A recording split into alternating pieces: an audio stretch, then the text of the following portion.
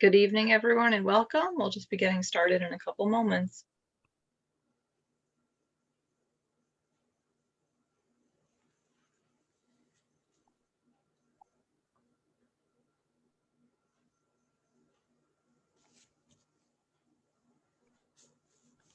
Yeah, why don't we go ahead and get started, and then we can we'll get people on their way.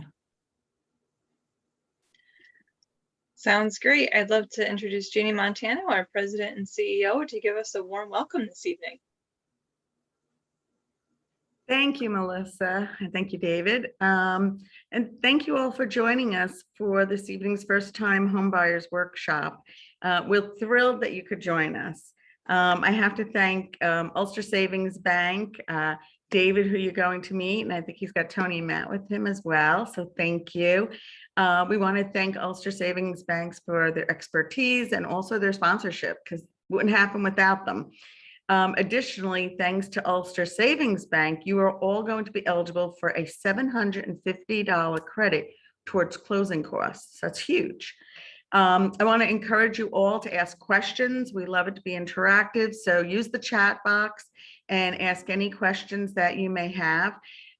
This session is going to be filled with so many useful tools and resources. And I say this every time when I'm part of one of these. I wish I had this session before I bought my first home, which is my only home I've ever bought, because it is such useful information.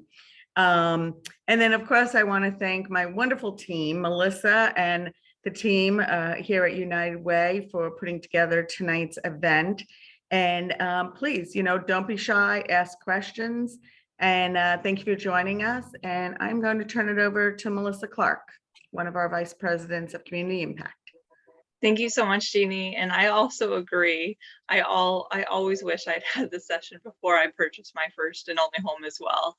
It is my pleasure to introduce David Friedman. He is the business service manager and mortgage trainer at Ulster Savings Bank. He has been in the mortgage industry for over 28 years as a loan officer, team lead, sales manager, underwriting manager, and territory manager. He's worked for some of the biggest banks, mortgage companies in the country, and several regional banks. David has been with Ulster Savings Bank for almost 6 years, working mainly out of the Kingston headquarters, and has done homebuyer workshops for hundreds of clients in that time. He's a lifelong Hudson Valley resident, married for 25 glorious years, love that, with 2 sons in college, and has a rescue dog named Philly. I also love that too. And thank you, Tony and Matt, for moderating the chat box. Thank you again to Ulster Savings Bank, and thank you all so much for joining us this evening. And I'm going to turn it over to David to get us started. Okay, great. Well, thank you very much, Melissa, and the rest of the team at United Way. We love working hand in hand with you guys. I do want to thank everybody for coming out. We got a nice sized group here with us tonight. So we will be on for probably about 2 hours.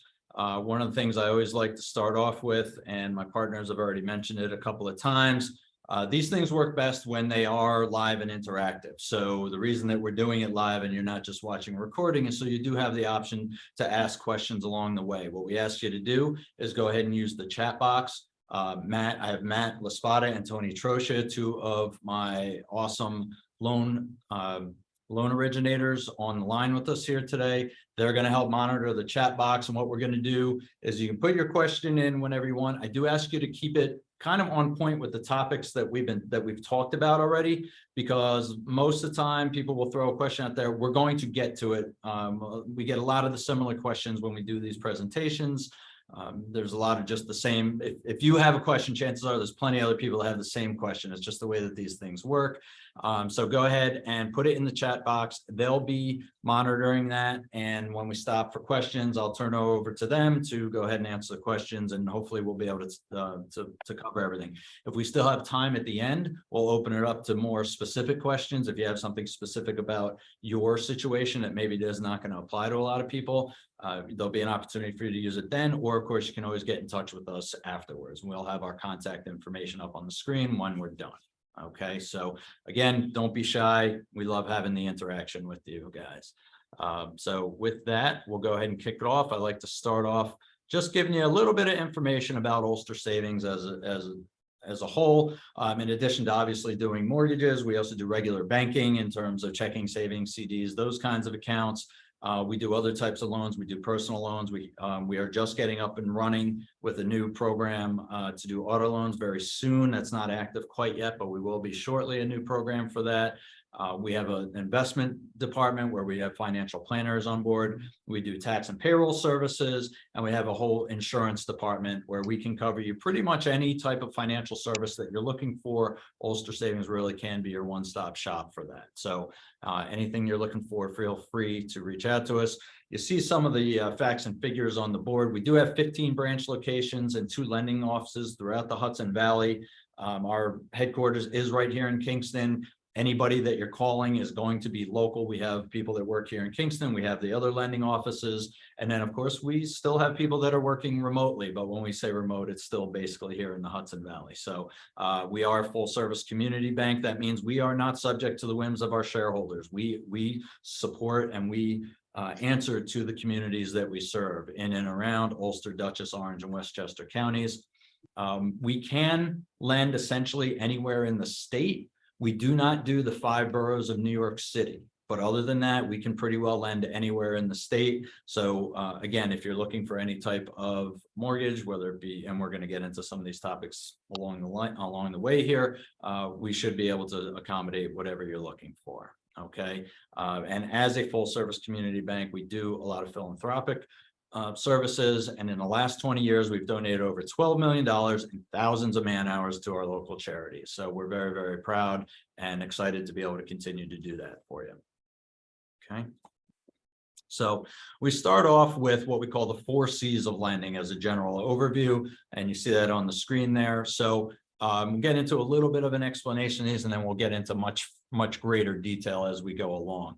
So we have capital. Basically, that is the funds that are going to be used to buy your home. Okay, so where are those funds coming from? It's coming from a loan. It's also coming from savings, checking, that type of thing. That's the capital. Capacity is your ability to pay back the loan. How do you have the ability to pay back your loan? That's based on the income that you have coming in. So that's where we're going to get into your capacity.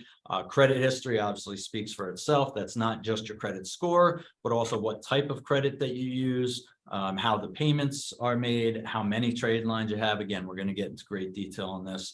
And then the term collateral, just that's the home that you're buying.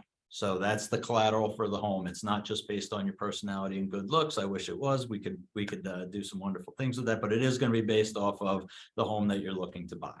Okay, so we get into our first topic, which is capital. So what do we need money for when we're buying a home? Well, we need to have down payment, closing costs, an escrow account, and reserves. Now, we're not going to have all of these things on every loan. We do have certain loan programs where we can do essentially 0 down payment. We have loans where there's options to use grants or a second loan to help pay for closing costs. Setting up an escrow account is something that's a little more complicated. The term escrow is used multiple different ways, and there's multiple meanings for the term escrow. You might have heard that on TV shows or movies they see where they're talking about a house and they're going to go to escrow. Depending on where you are in the country, it means different things. Generally in California, it happens in one of the states, so a lot of the Hollywood stuff, it's used a little differently. That just means you're closing on the home. When you go to escrow, it means you're actually going to closing. Here, the way that we use the term, it means setting up an account, a separate account that helps you to pay for your property taxes and your homeowner's insurance. So there's a certain amount that you need to have up front, and then there's others that will be collected along the way. So that's another thing that we would typically need capital for. And then you have your reserves. Not every program requires reserves. Some programs do, some programs don't. What you're going to hear me say over and over again, a lot of the things, and even the people that I do the training with here at Ulster Savings, they get sick of my answer to a lot of questions. The first word that I say that comes out of my mouth is, it depends. And it depends on what the scenario is. And that's just a fact of life here in the mortgage business. So there are things that we're going to talk about that may not apply to you in your situation. We're not going to get into real deep dives on individual programs because we have so many people on in so many different situations. But just understand that there are a lot of different things that go on in your life and with the banking world, where we're going to work as hard as we can to find a good marriage between the two and make sure that you're in the right program. When you talk to your mortgage specialist, you're going to hear me make references to this over and over again. When you talk to your mortgage specialist, make sure you're open and honest about things, so we're not going down the wrong road, because some of the programs have very specific requirements for these things. Like I said, we have some programs where your down payment might be 0. We have some programs where you might have to put down 3%, 5%, 20%. It depends. It depends on what all the characteristics are. If you're doing a brand new construction of $1 million house, it's going to have different requirements than if you're a first-time home buyer buying a $200,000 condominium. So there's all different programs out there that we work with, and again, it's really about getting enough good information from you so we can match you up with the right program. Okay. You will see me pause a little bit here and there. I have to continue to let people into the room as we move along, so forgive me for that. But that's the 4 basic things, the 4 basic items that we talk about with capital in terms of what do we need that money for. Again, maybe not, but down payment, closing costs, escrow, and reserves. Okay. So where does this money come from? Well, first, personal funds. So what does that mean? Again, that's your checking, your savings, CDs, could be retirement funds that you're either liquidating or you're borrowing against, depending on what the type of account is that you have. It could also be if you have money that you have saved up, but it's not in a bank, it's not in any type of account, that would be personal funds. And again, we may or may not be able to use that money. Most programs, we can't use it until it's what we call sourced and seasoned. So in other words, every time you get paid, you put a couple dollars away and you're just saving it up at home in a coffee can, shoebox, under the mattress, what have you. And eventually when you're ready to buy a house, like, okay, I have $10,000 saved up, but it's cash. I have it in a safe in my closet and it's cash. That could cause a pretty big speed bump for us to getting you into your program. So that's something you want to talk to your loan officer about early and often if that's a situation that you have, because we're going to want you to go ahead and get it deposited as soon as possible and get it seasoned. The term seasoned is something you might hear, you might read about if you're looking up information about mortgages. That means it's been there for a period of time. Most programs require 60 days of seasoning when it comes to your funds. So if we get 2 months of bank statements and we see 20 days ago, we see a $10,000 deposit. That's what we call a large deposit. That's actually the technical term, is a large deposit. And we're going to need to know where that money came from. And if we can't source it, if it's just cash, that may be an issue. Okay, so these are the types of things, again, you want to talk about with your loan officer as early as you can. The second item on there is gifts. So gifts, perfectly legal, great to do. If you have a family member that's willing to give you a gift, then it's almost every program allows that. Now, what happens is some programs have different restrictions than others based on who can give that gift. So immediate family member, typically not a problem. Extended family, if we're getting into uncles and cousins and second cousins and things like that, some programs, most programs, okay, some programs get a little more strict about that. If we're talking about a family friend it was your father's best friend growing up and you call him Uncle Steve, that may not really work for some of the programs. It may have to be a blood relative. Now, that being said, nobody's doing a DNA test, but you and the donor are going to be signing a letter stating what your relationship is back and forth. So just something to keep in mind. Again, so if you have a gift, if you're planning on getting a gift from somebody, and there's even times where it could be through like an organization might have gifts that they do. It could be like a religious affiliation that might do a gift. It could be a workplace. Sometimes an employer will offer up gifts towards buying a home. Again, some programs don't allow those types of things. So those are the things you want to disclose. You want to be open and honest about on that stuff. Okay. The next item you see on there, seller concession. You may not have heard of that. Very simply, what that means is that the seller actually can use some funds from this transaction, you're buying, they're selling, they can use some of their gain on the sale to go towards your closing costs. Okay, now there's limits on what can be used. It's perfectly legal, it's done all the time, but there's limits. Some programs allow 3% of the purchase price. So if it's a $200,000 purchase, you can have up to $6,000 from a seller's concession. Some programs allow up to 6% of that. And sometimes it's not just the program, but what the situation is. If you're putting down 5%, it's different than if you're putting down 20%. So again, it depends, and that's something that you want to talk, if that's something that you're interested in, if it's something, we have plenty of people that we can qualify them on every aspect of the loan, but they're going to be short cash to close. Seller concession is a way to overcome that, okay, where they can pay some of your closing costs. The next item you see on there, nonprofit grants or DPAL. DPAL stands for Down Payment Assistance Loan. Okay, you don't need to write that down, no reason for you to remember, but the term DPAL, commonly used in the mortgage business, Down Payment Assistance Loan, and that's exactly what it says. Some programs may have that as an option where you actually are able to take out a small loan to help pay for part of your down payment and closing costs. Okay, some of them you may have to pay back, some of them you may not have to, but you do have to qualify, and it's only certain programs. The nonprofit grants, that is a different situation where those change all the time. We work with a lot of different organizations around here. There's multiple housing associations that we work with in the areas that we're in.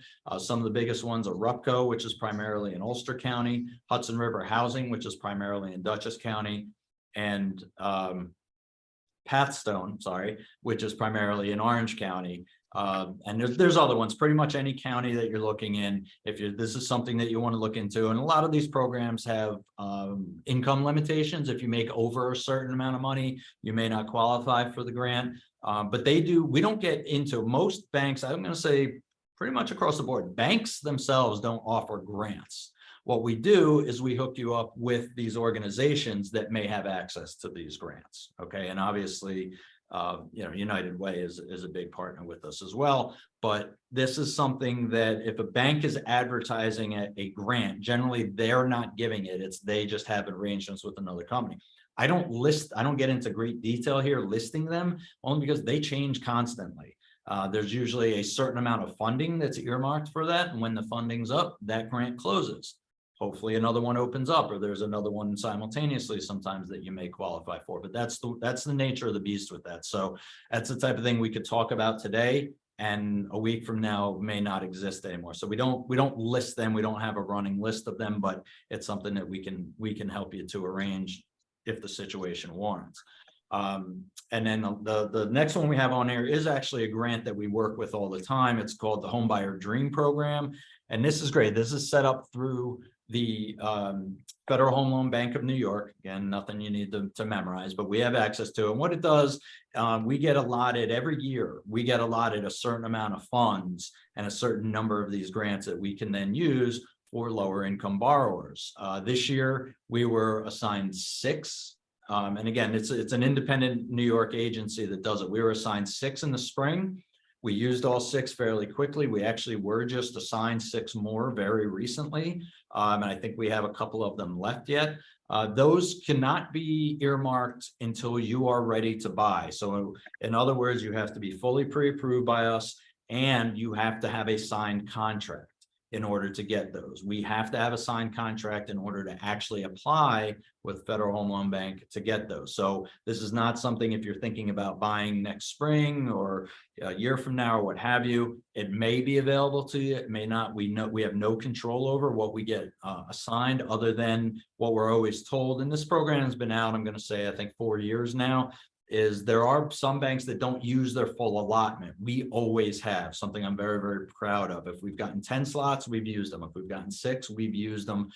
Every year it's been a little bit different depending on what their funding is and how many banks participate on it. But anyway, so that's something right now we do have some availability of, but you got to be basically ready to go. And again, there are restrictions in terms of income and purchase price and all that. So again, you're going to want to speak to your mortgage professional about that. The last one you see on here, I'm very, very proud of. It's called the Housing Development Fund. And this is something that it's a great program. HDF, the Housing Development Fund, it's another nonprofit that we work with. They're based out of Connecticut, but we have access to them here. We're one of only 5 banks in New York, in the area that we work on, that even has the, I'm sorry, 5 banks in New York that have this available to them. And out of those 5 banks, we're really about the only one that works locally. There's some of the bigger players that work down in New York City primarily that use these. So this is great. What it is the program allows for a 20% loan that'll go as your down payment. So in other words, if you're buying a house, we'll just use easy numbers. You're buying a house for $100,000. We can do, instead of you having to put down the 3%, 5%, what have you, we can have it taken out 20% or $20,000 in this case as a second loan. And it is a loan, not a grant, so it does have to be repaid, but it's at a fixed rate of 3%. Okay, and if you know where mortgage rates are right now, that's pretty spectacular because it's about half of what going rates are. So it is, like I said, it is a loan, does have to be paid back, but it's something that if you fit the characteristics, and again, there's income limitations and credit limitations and things like that, but if you fit, it can be just a phenomenal program on one of only 5 banks in New York that has it available to them. So we love that program, and you know, we love helping people to get in their home using that. So with that, that's the end of the first topic, the first C, capital. I'm going to go ahead and ask my partners, Matt and Tony, to unmute themselves and look in the chat room and see if we have any good questions related to anything we've talked about already, guys. Nothing specific, David. A couple people in chat wondered if this show was going to be recorded and able to be accessed later on. Okay, so that's something we can talk about on an individual basis. I know the United Way generally does theirs on recording. I think they post them on their Facebook. We do 1 or 2 of these with we partner with them 1 or 2 times a year for these. We don't generally do it because the information does change that's in it. So we want to make sure if somebody happens to pull one up from a year ago or 2 years ago, some of the information is going to be different. So we don't, it's not something that we generally look to do. So that's it. But we'll talk about that with our partners at United Way there. And we just had a late entry regarding escrow. Is there an option or an advantage to waiving? In other words, you know, do you have to do escrow, and is there an advantage to not doing escrow?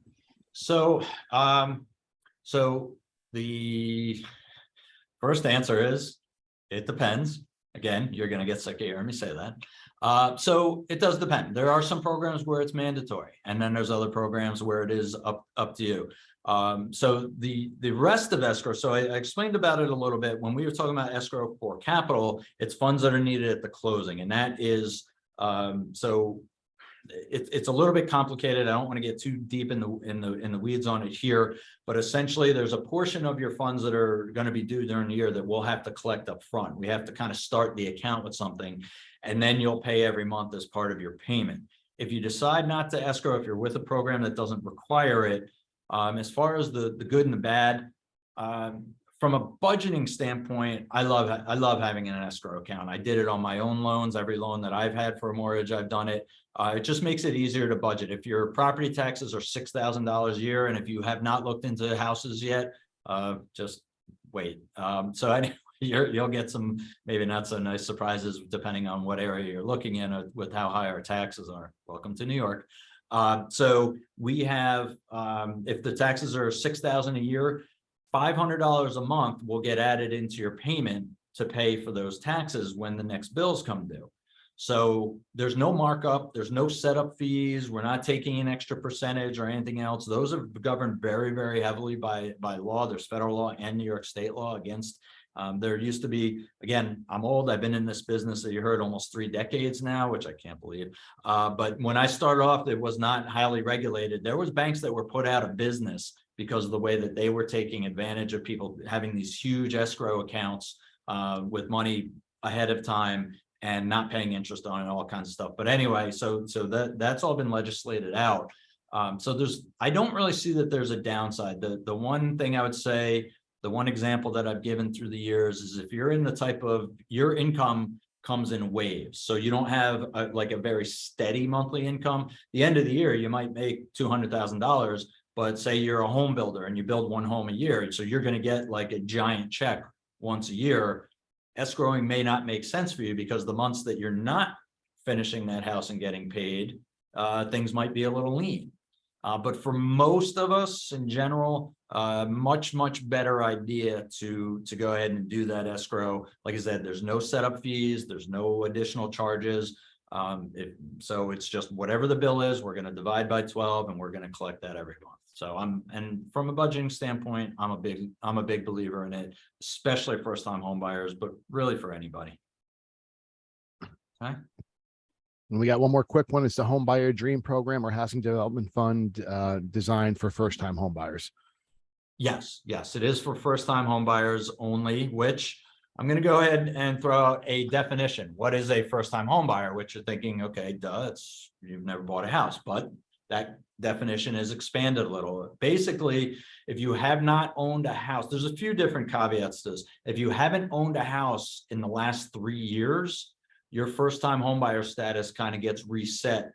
Again, I have to say for most programs, I can't say that across the board, but for most programs that are labeled as first-time homebuyer programs, if you read the fine print, it's typically, so if you owned a home, you sold it, you've been renting for 3 years, now you're ready to buy a home again. Basically, most programs you can be treated as a first-time homebuyer again. So but it's definitely it has to be a primary residence, has to be owner occupied, that type of thing. It's not for rental properties or your dream vacation home or anything like that. All right. So thank you, Tony. And we'll go ahead and move on to our next topic.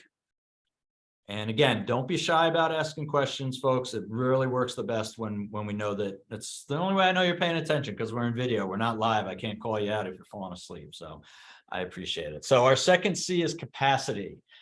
So what are we talking about for capacity? We're going to be looking at what your current income is. We're going to be looking at the history and stability of that income, and we're going to be looking at the sources. So what is your current income? And the way I say it, the reason why I say it that way is because to some degree, it may not matter what you used to make, it matters what you make now. And in some cases, that when I say now, that could be as much as just this week. If you just got a raise this week and your base pay went from $500 a week to $600 a week, we're going to use that $600 a week because it's base pay. Base pay doesn't go down, right? So we're looking at your current income. What's the history? Why are we getting into the history? Well, not every borrower do we have to get into the history. Again, it kind of depends on what your sources are, tying in that last topic. So when I say that, so in other words, if you've had the same job, so we are going to ask, we do need to know a 2-year history, and you'll hear 2-year history for multiple things. We need to know for where you've lived, where you've worked. We need to know a 2-year history on that, on those types of things. From a credit standpoint, a lot of times we're looking again at a 2-year history. There are other things that have a longer look back. We'll get into that later. But for these, we're going to say, all right, give me, if you're regular W-2 type of job where you get a regular paycheck weekly or bi-weekly or whatever, we're going to want to know every employer you've had for the last 2 years. If you're a union worker, like a union plumber, and you might be on this job for a week and this job for a month and this job for 2 weeks, we don't really necessarily need to get into all of that. We'll say, okay, we're going to say you work for local plumbers, local XYZ, 1, 2, 3, what have you, and that would be considered your history. We're still going to need to get some information from you about how many jobs you've had in the last couple of years, how many assignments you've been put on, but that's for, again, union, that's a very specific thing. If you're self-employed, okay, this is where the history of stability really starts to come into play. You just started up a business in February and you are just knocking it out of the park. That is great. I'm happy to hear that. Until you file a tax return, there's not much we can do with that, because we can't just take your word for it about how good that you're doing. Again, it's not based off of your looks and personality. It's going to be based off of the documentation. You're going to hear that term over and over again. What type of documentation can we get to prove the things that you're telling us? And that's how this works. The initial thing is just a conversation with, say, one of my loan officers like Tony or Matt. It's just a conversation. But now, if you go to move forward, now we're going to be looking for that documentation to back up what you've told us. So it's the same thing here. So how stable is your employment? Now, that doesn't mean that if you've had multiple jobs, that's an issue. It may not be an issue at all. You had a job at a fast food place, and then you took a job at a retail store, and then you took a job in an office, and then you took a job, whatever. If we see a progression, first off, as long as there's not any big gaps, and what are we talking about there? Less than a month. As long as there's not any big gaps between, not a problem. As long as we see you're bettering yourself. Okay. Now, if you are, I don't know, some kind of a supervisor at one job, and then the next job you're part-time, again, I'm not going to say that's going to kill the deal by any means, but that creates questions. Okay. And that means, all right, we may need to look into that a little bit more. What's going on here? Why are we in the situation that we're in? Okay, sometimes it matters, sometimes it doesn't. Depends on the program that we're looking at. So the history and the stability comes into play. Again, your mortgage officer is going to ask you questions about that. Just be open and honest right from day one. Don't tell them that you've worked at the same place for 3 years if you've had 6 jobs in the last 2 years. Okay, just kind of goes simple. As far as sources, don't be shy about your sources. Okay, people get very wrapped up with, well, I'm not sure if this income is going to be able to be used. Well, tell us and we'll let you know. And again, that might also dictate what type of program we put you in. Okay, because some might be more forgiving than other depending on the source. Now, generally, most sources are acceptable as long as we can document them. So you have a regular pay stub W-2, great, no problem. You're self-employed, great, we're going to get tax returns and we're going to look at that. You have rental income, okay, great, we're going to get tax returns and leases and we're going to look at that. Fixed income, you're on a disability, you're on Social Security, you're on, you have an IRA that you're taking regular withdrawals from, you're on some kind of a pension, no problem.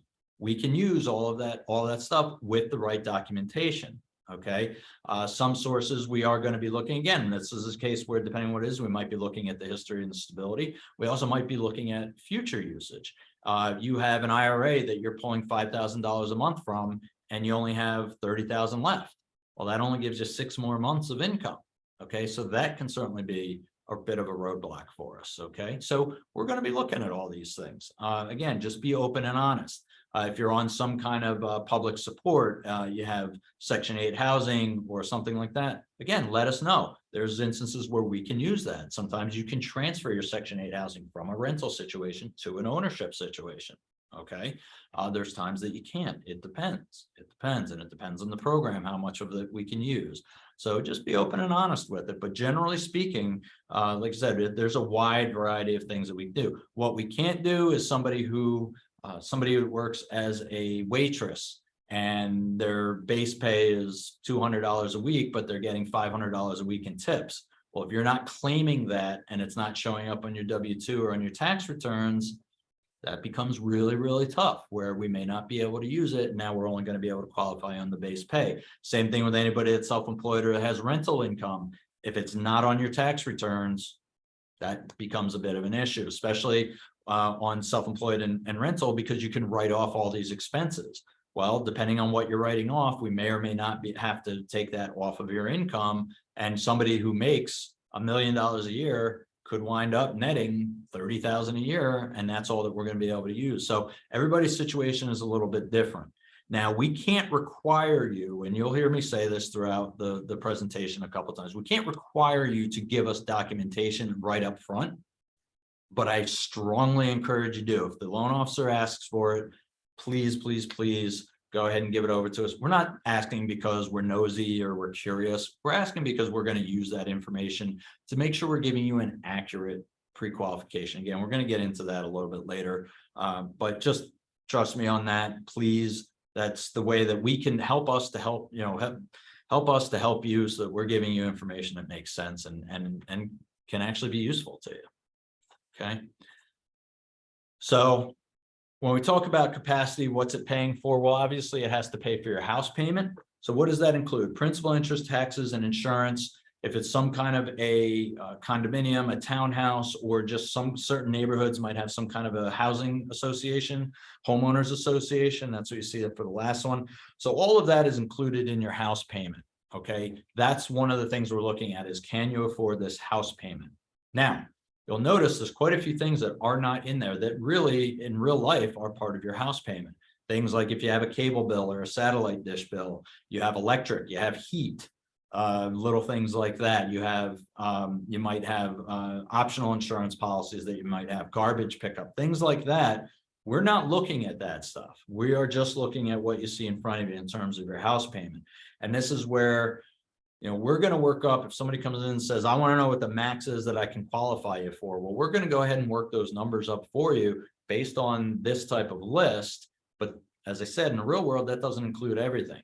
So even though we may give you a number that you qualify for on paper, that in real life would not be manageable for you, but you're going to have to make that decision. You're going to have to say whether you're comfortable with it or not.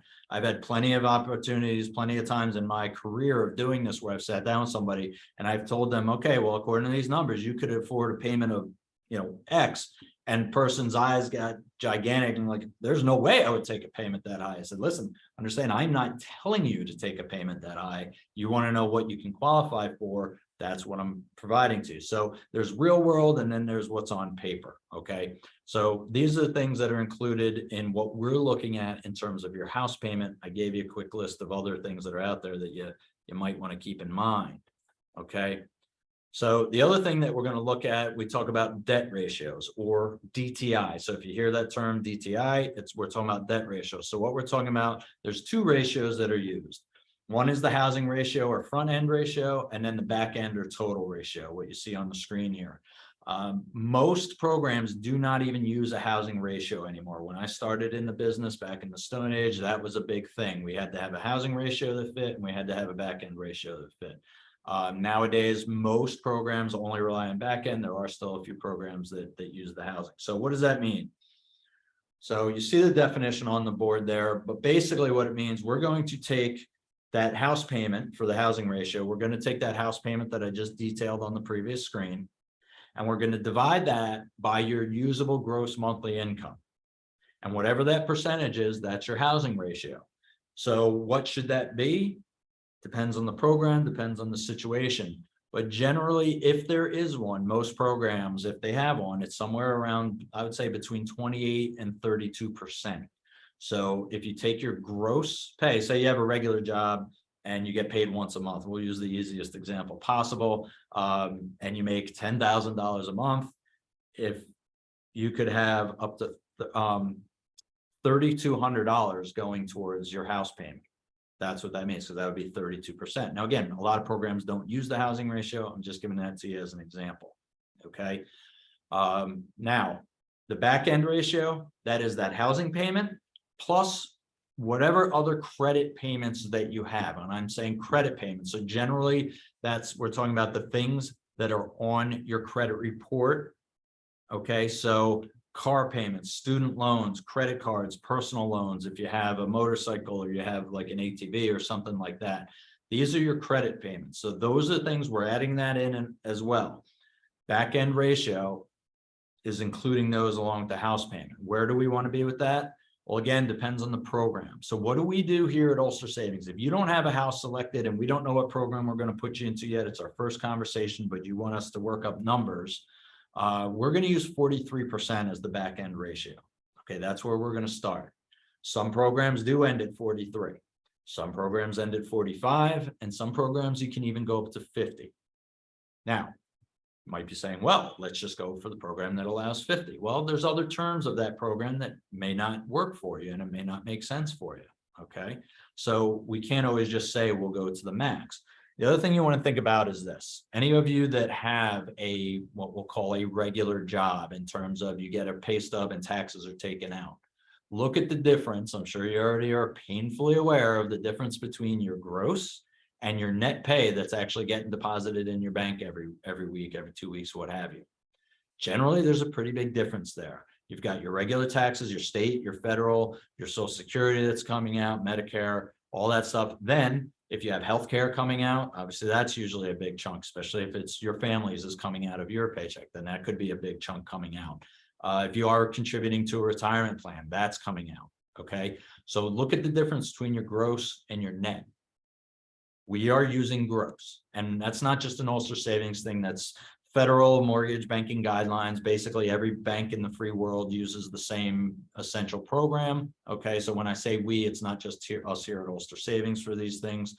So we're gonna use your gross. So if you're grossing 5,000, your take home might be 2,300, 2,800, again, depending on how much stuff you have coming out of there. So huge difference. So going to 45%, or we'll say going to 50% of your gross, in some cases that could be going to 100% of your net. All right. And that's a pretty scary place to be, because you are going to have other bills, your cable, your Netflix, your garbage pickup, electric, heat, food, clothing, little things like that. Okay. So that's again where I talk about the difference between the on paper budget and your real life budget. All right. And we're going to work with you on those. We're going to help you out with that. What we can't answer is if you say, well, what do you think I should spend on a house payment? Nope. I'm not offering, even me, and I'm as opinionated as they come. My guys online will tell you that. I'm not touching that question, okay? Because that's a personal thing for you, and you have to decide what comfort level you have with that, okay? And like I said, just keep in mind, even though we'll say we're looking at all of your debts, we're clearly not looking at all, because we're not taking the heat and the electric and the food and all that stuff into account, okay? So just kind of keep that stuff in mind. And with that, I'm going to go ahead and unmute my partners here again. And let's say if we have any new questions, any good questions on either of these topics that we've gone over. And we got a couple of new questions here, David. First one, I'm going to backtrack a little bit. I've never had a mortgage, but I own a co-op. Do I qualify as a first-time home buyer? I'm going to say no. If you own any housing, any real property, I'm going to say no. The exception I would give to that would be if you own a manufactured home or a mobile home that's in a park where you don't own the land. I'm going to say that you would still qualify as a first-time home buyer. But a co-op, and yes, I understand you don't own the actual room. It's percentages. Anybody that's not familiar with co-ops, we don't have a lot of them around here. But they're a different animal. But I'm going to say most programs, if not all programs, would not consider you a first-time home buyer. But it is a good question that I want to look in. I'm going to do a little further follow-up on that one. We got another good relevant question here as well. How can the prospective rental income from this new potential property in question be factored in for mortgage qualification? They even gave an example if you're looking to purchase a multi-family property. Okay, so it depends. So it depends on what your situation is. Generally, if you have never had rental income before, and we would judge that by what's on your tax returns. If you've claimed it on your tax returns, if you've never had rental income before, and you don't have a house payment, a housing payment. So it doesn't mean that you own something, but a housing payment. So if you're currently renting, and we can prove the last month's, either 12 months canceled checks or Venmo or however you're making your payments, if we can prove that, then we can use the rental income from the subject property generally, or a percentage of it. Most programs will only allow you to use that up to the amount of the payment.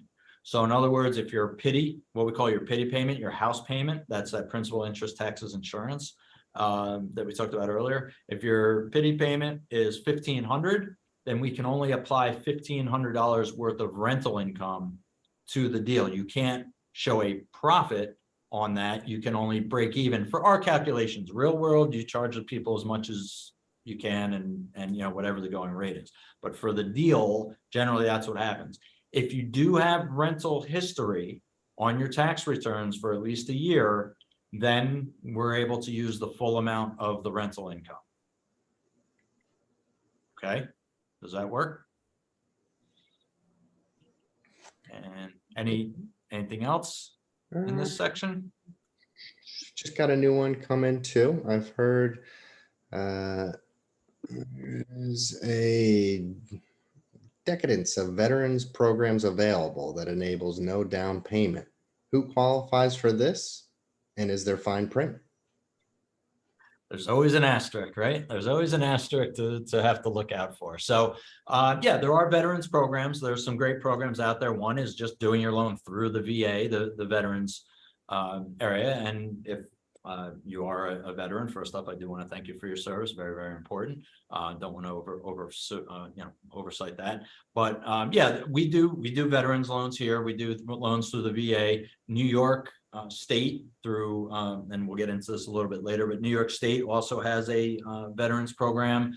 Both of them do allow for minimal to zero and sometimes a zero down payment. Again, depends on what your situation is in terms of your eligibility. You should check in with the VA for what your VA eligibility is, and that will be determined based off what type of service that you had, whether you were in the reserves, you were active duty, how long you're in active duty. There's a bunch of different things, that go along with that. But the VA program itself is a great program for the certain people.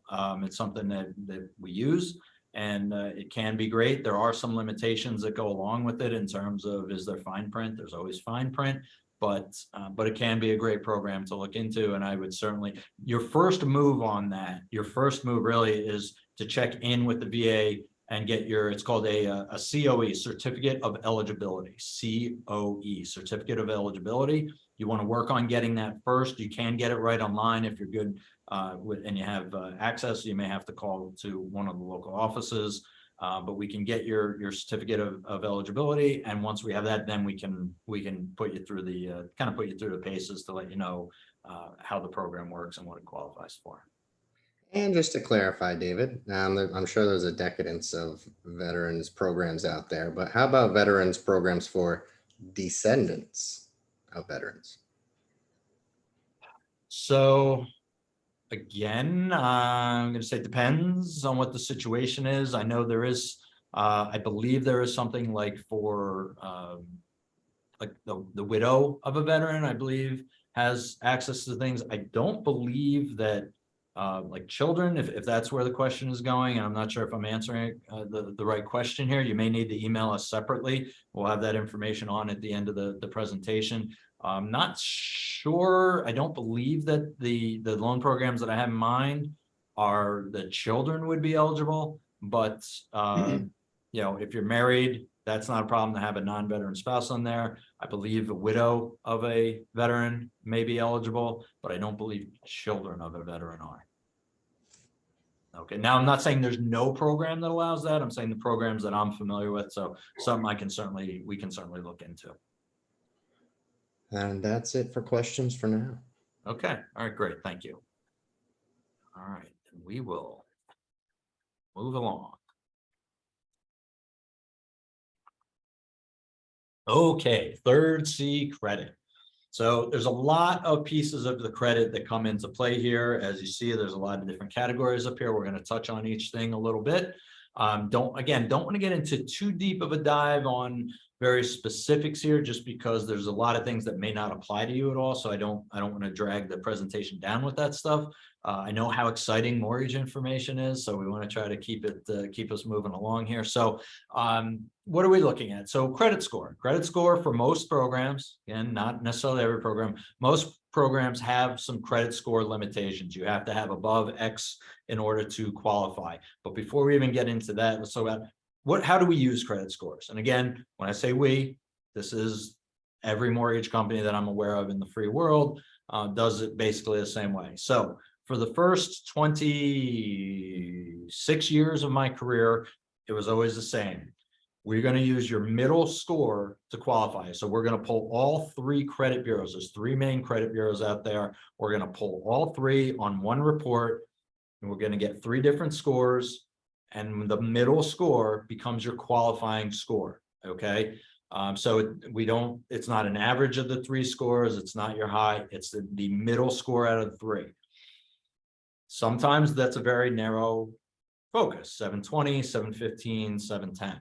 I have seen over 100-point difference between the high score and the low score before. So just because you know what one of your scores is doesn't mean you know exactly what your qualifying score is. And I like to throw that out there, because there are a lot of ways that you can check your credit score now with Credit Karma and a lot of the credit cards. A lot of credit cards will give you a thing where you can check score. They're doing what's called a soft pull check, where they're not getting all of the information, and you're typically just getting one bureau. So that may not tell you the whole picture. You may get, they pull one bureau and it may happen to be your lowest bureau. So that may not matter in terms of what we can actually do.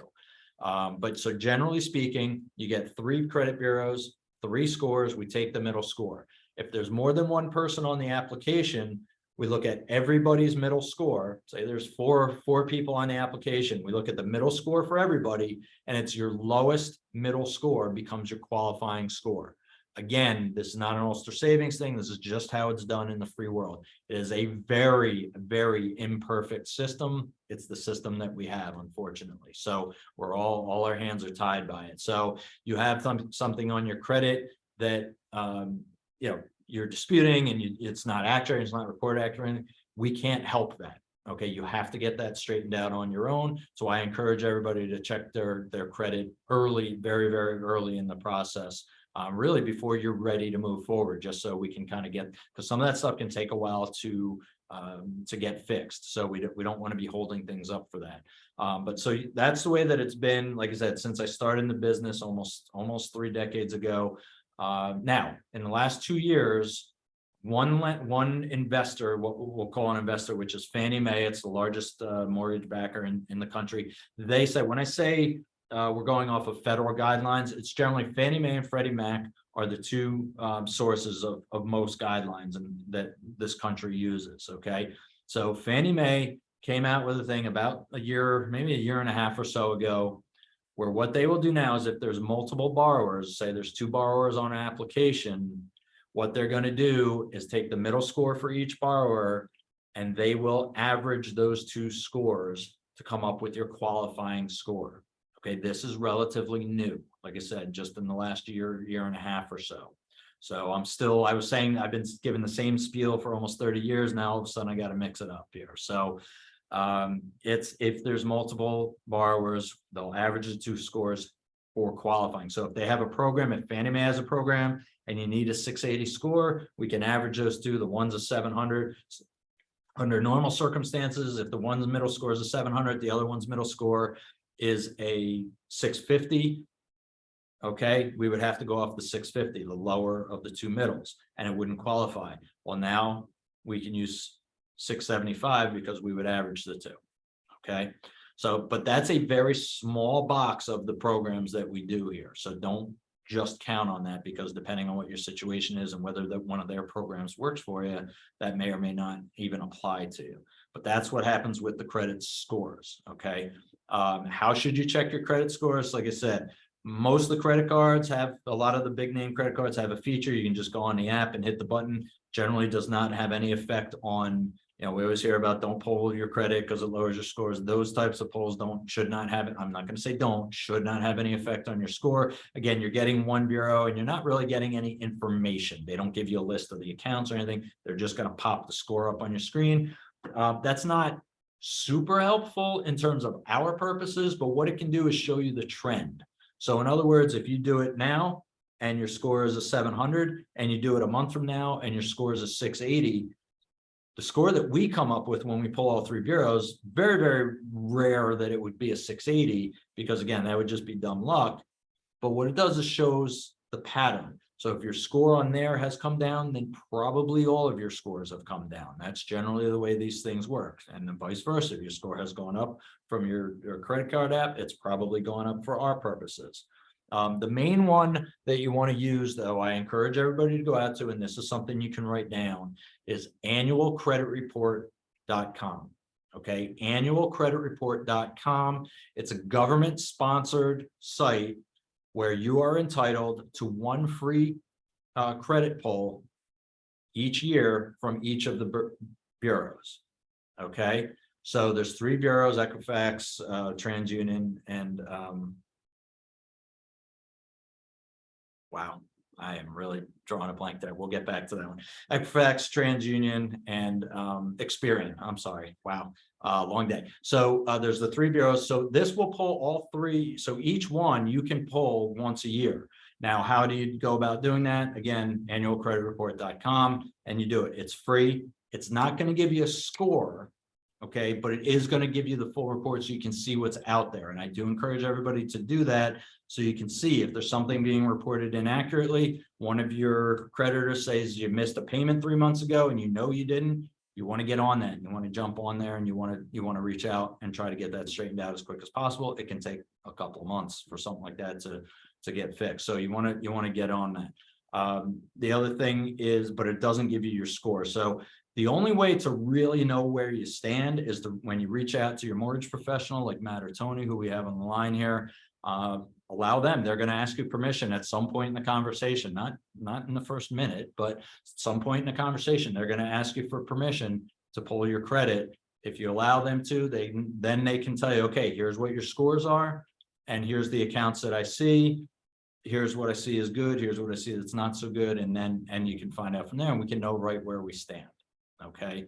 And I know everybody gets worried about too many credit pulls, like you said, lowering your score.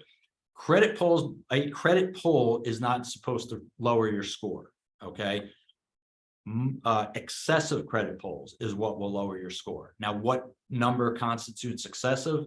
I can't tell you that. There's 3 different bureaus. Each of them have their own calculations and their own private algorithms that they use to come up with the score. So it's a little bit different. It makes my head ready to explode when I'll read an article, I'll see a video of somebody explaining how credit scores are drawn out.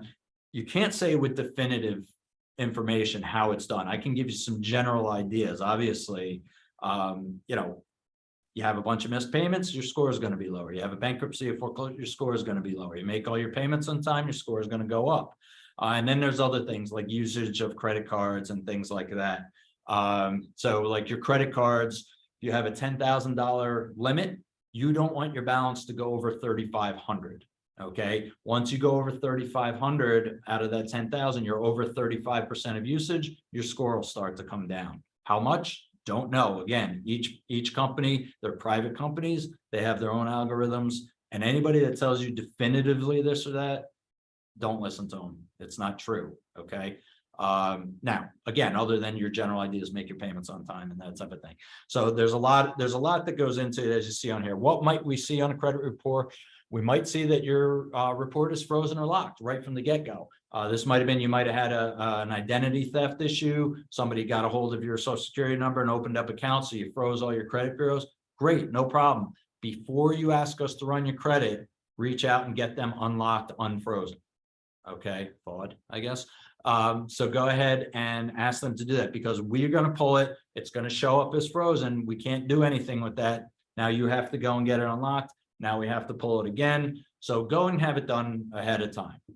Fraud alerts. If you did have one of those unfortunate situations, and it's happened to most of us at this point in our lives, where there was some kind of a data breach or something like that, where you had some identity theft or what have you. And so you go ahead and you put a fraud alert on your credit report. That's fine. What the fraud alert will say is, John Smith is saying, do not speak to anybody about my credit until you speak to me at this phone number. What you need to do is make sure that phone number is up to date. Okay. You put that fraud alert out there some time ago, and you got a new phone number, and the fraud alert still has your old phone number. We have to call the old phone number, because that's what's on the credit bureau.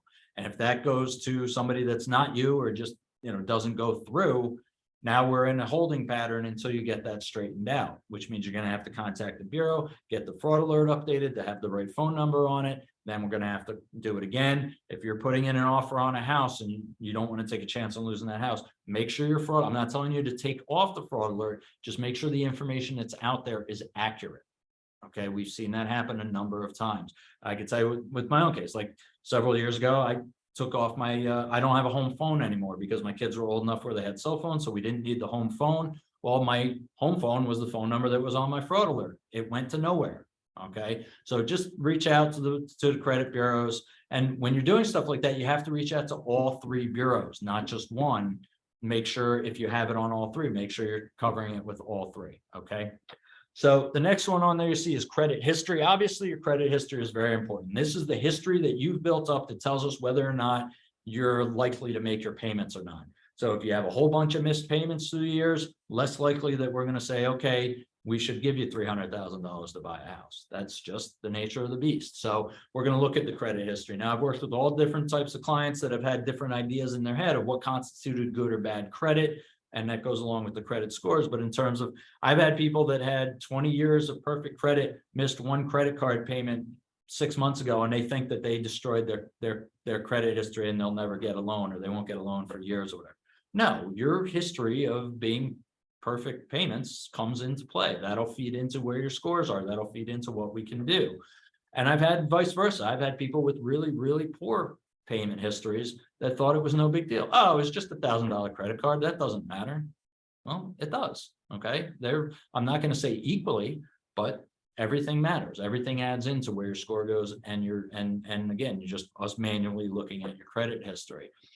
In terms of credit score, I didn't mention before, I'd like to, we get asked what's considered a good credit score. What's a credit score that we need? Again, depends on your program. We have programs where we can go down as low as 620. We have programs where you might need a 680, or in some programs somewhere in between, or even higher. So it depends. You will see some lenders out there. There are programs, for instance, an FHA loan.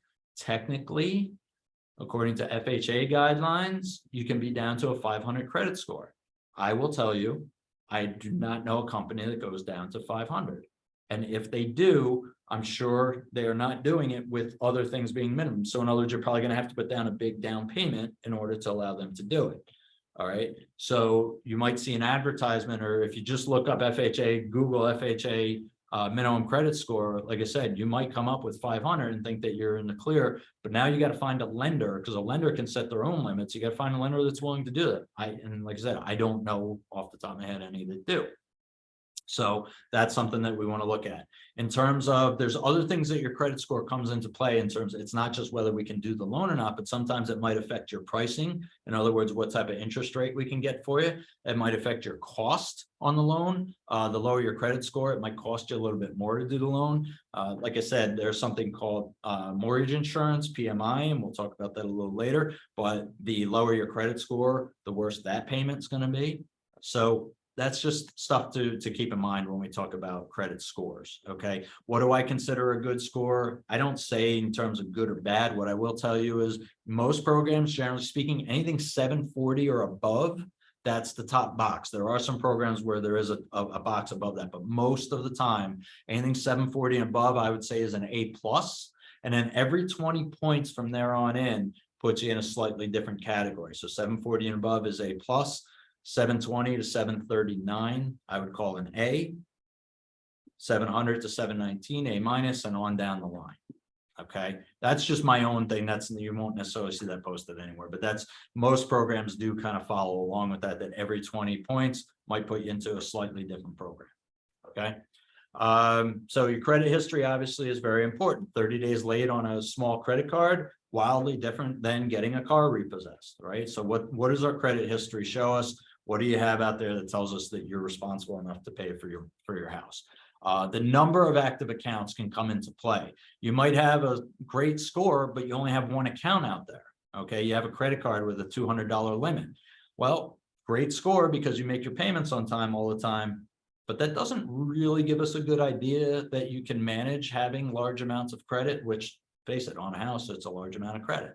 Even if it's a $50,000 small, cabin, it's still a large amount of money. So we are looking for, some programs have a limit on that where we have to see at least X number of accounts, might be 3, might be 4, might be 2, whatever. Some programs don't have those limits. Okay. Delinquency, we've talked about that a little bit already. So again, obviously some delinquencies could be a hard stop. If you have more than 60 days late on an existing mortgage in the last year, we're probably not going to be able to do anything for you until that goes off and a year has gone by that you've made your payments on time. If it's 5 years ago, it's probably zero effect on us at all. Okay, so again, don't get too wrapped up in that until we have a chance to take a look at the credit, and then we can tell you what works and what doesn't.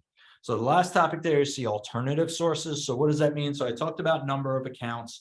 So let's say you only have one account out there, and I tell you this program requires 3 trade lines, 3 different accounts. And oh, I guess I don't qualify.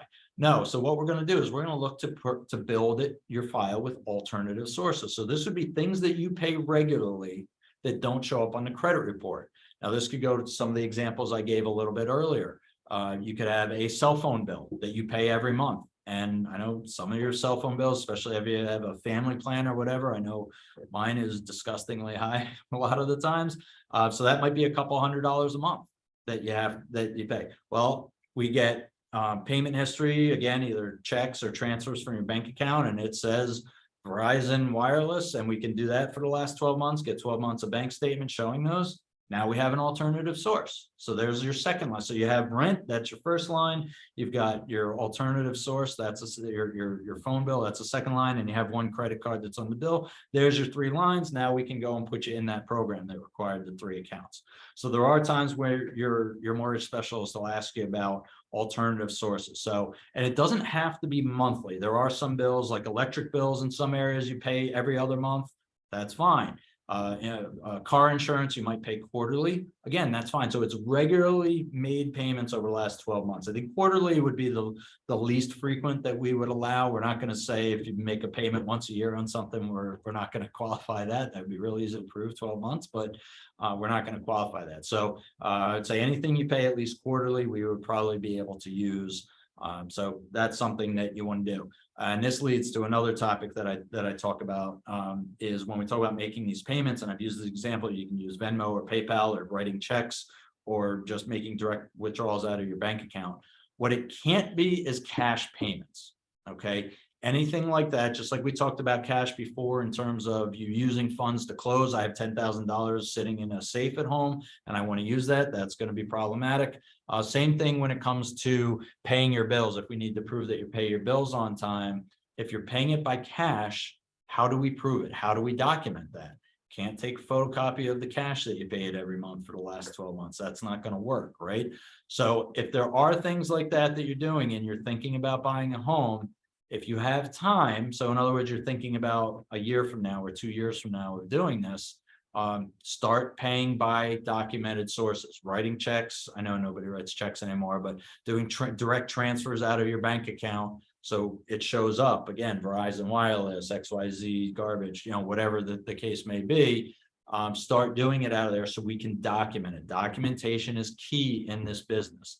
It's not that we don't believe you, but we have to be able to prove it, right? Trust but verify. That's what this boils down to.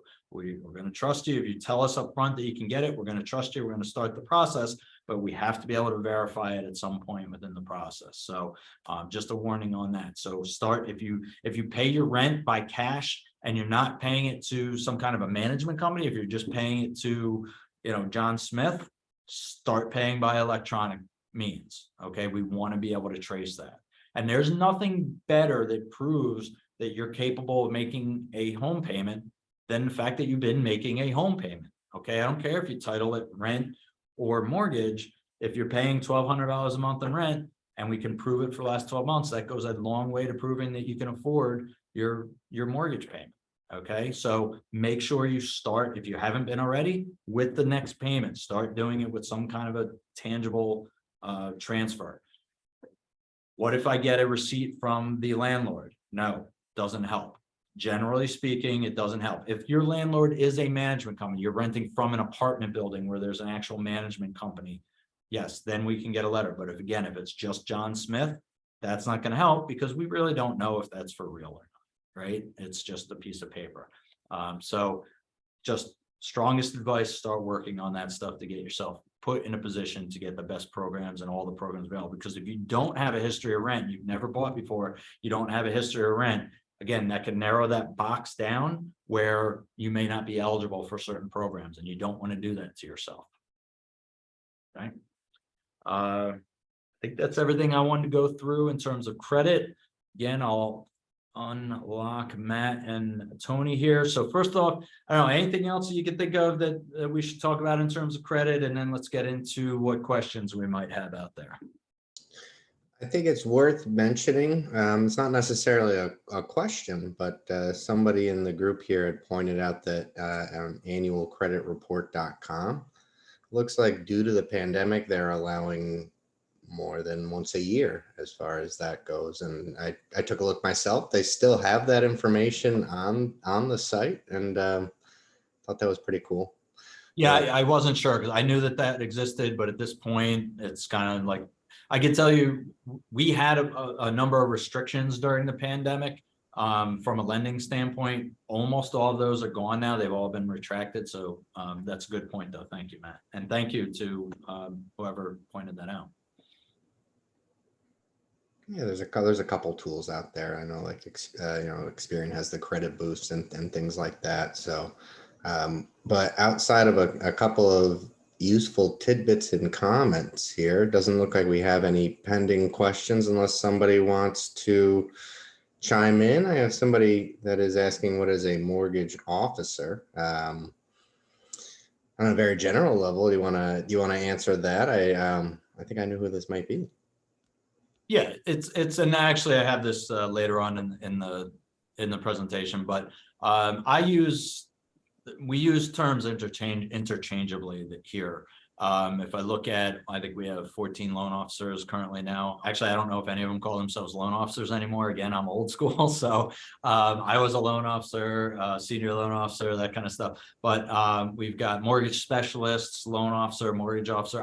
I throw the different terms out. It's just whatever pops into my head at the moment, generally. I don't know, Matt and Tony, your cards both say mortgage specialist, I think.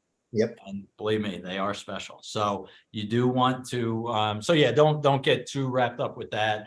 Some people might have out their senior loan officer or senior mortgage specialist. It may carry some weight. It may not, depending on what bank they work for. It might just mean that they're there. They might be there the longest out of anybody that's on the staff, depending on what bank that you're working with. But yeah, they're all interchangeable.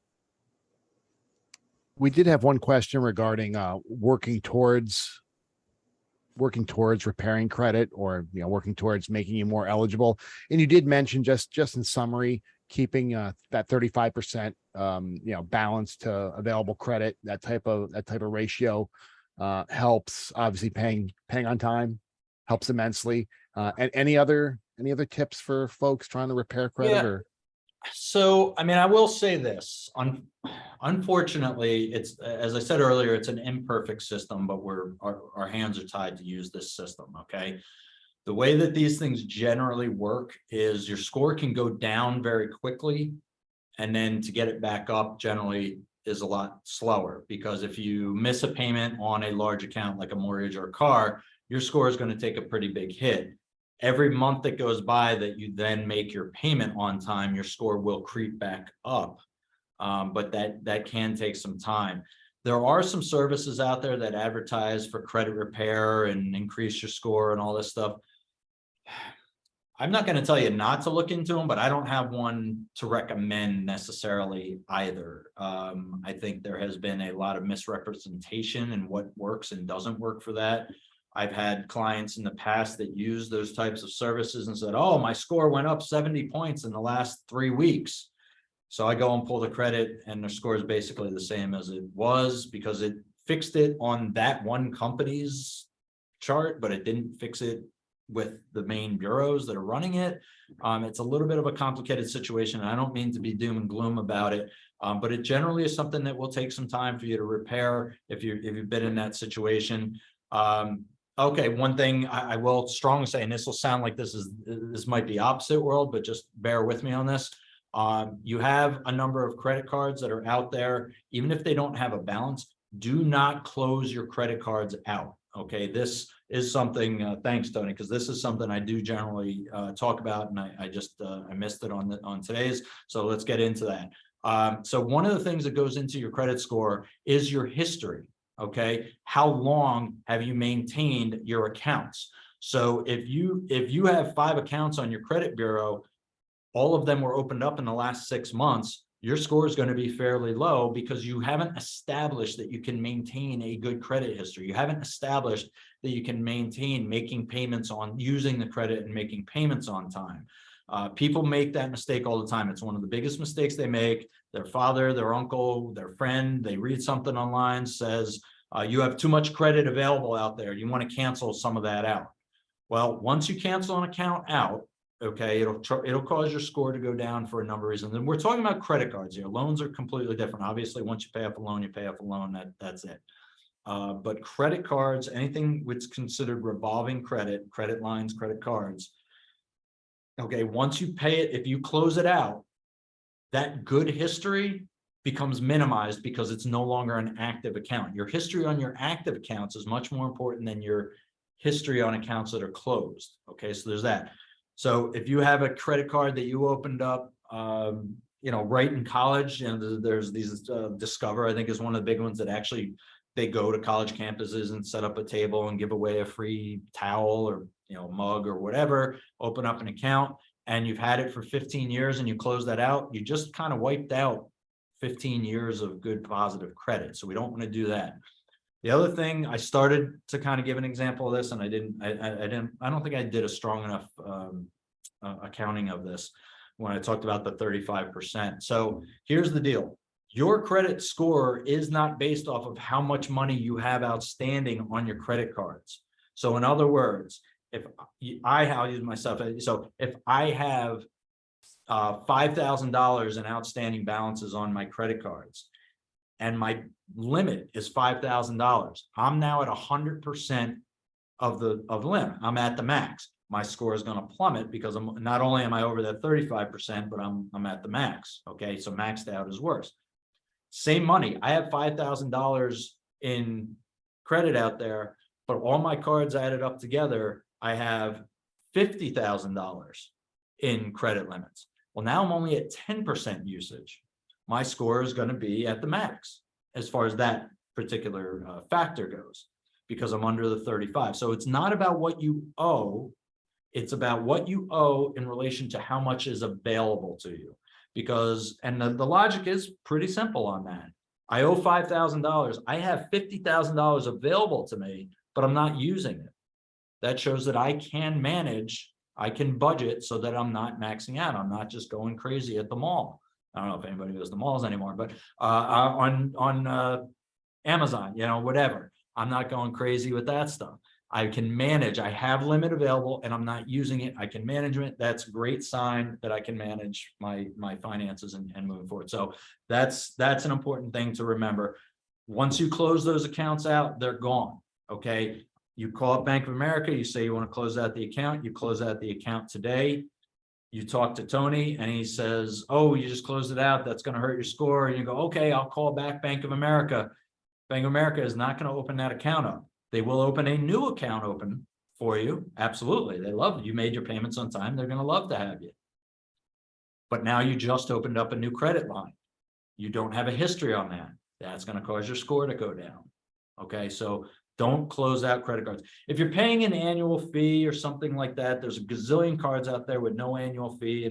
And I encourage some credit card usage in terms of get your bonuses, get your miles, get your gas money back, get cash back, depending on what the program is. That's all good as long as it's manageable and you can pay it off every month so you don't have to pay the 14% or 30% interest or whatever. Okay. There's nothing wrong with using it as long as it's manageable. That's really what the moral of that story is. Okay. So great question on there. And that, again, that's one of my biggest tips that I like to give out to people. I'm a lot of fun at barbecues. With that, let's go ahead and move on to our next topic. Collateral. So this is all about the home that you're looking at buying. So what goes into this? It's the type of home, the condition of the home, and what is the fair market value. Okay. So the type of home, when we say that, it doesn't matter so much if it's a ranch or a Victorian or a Center Hall Colonial. That in itself doesn't really make a big difference. When the appraiser, and we'll get into that in a little bit, when the appraiser goes out to the house, they are going to compare apples to apples. They're going to compare ranches to ranches, bi-levels to bi-levels, that type of thing.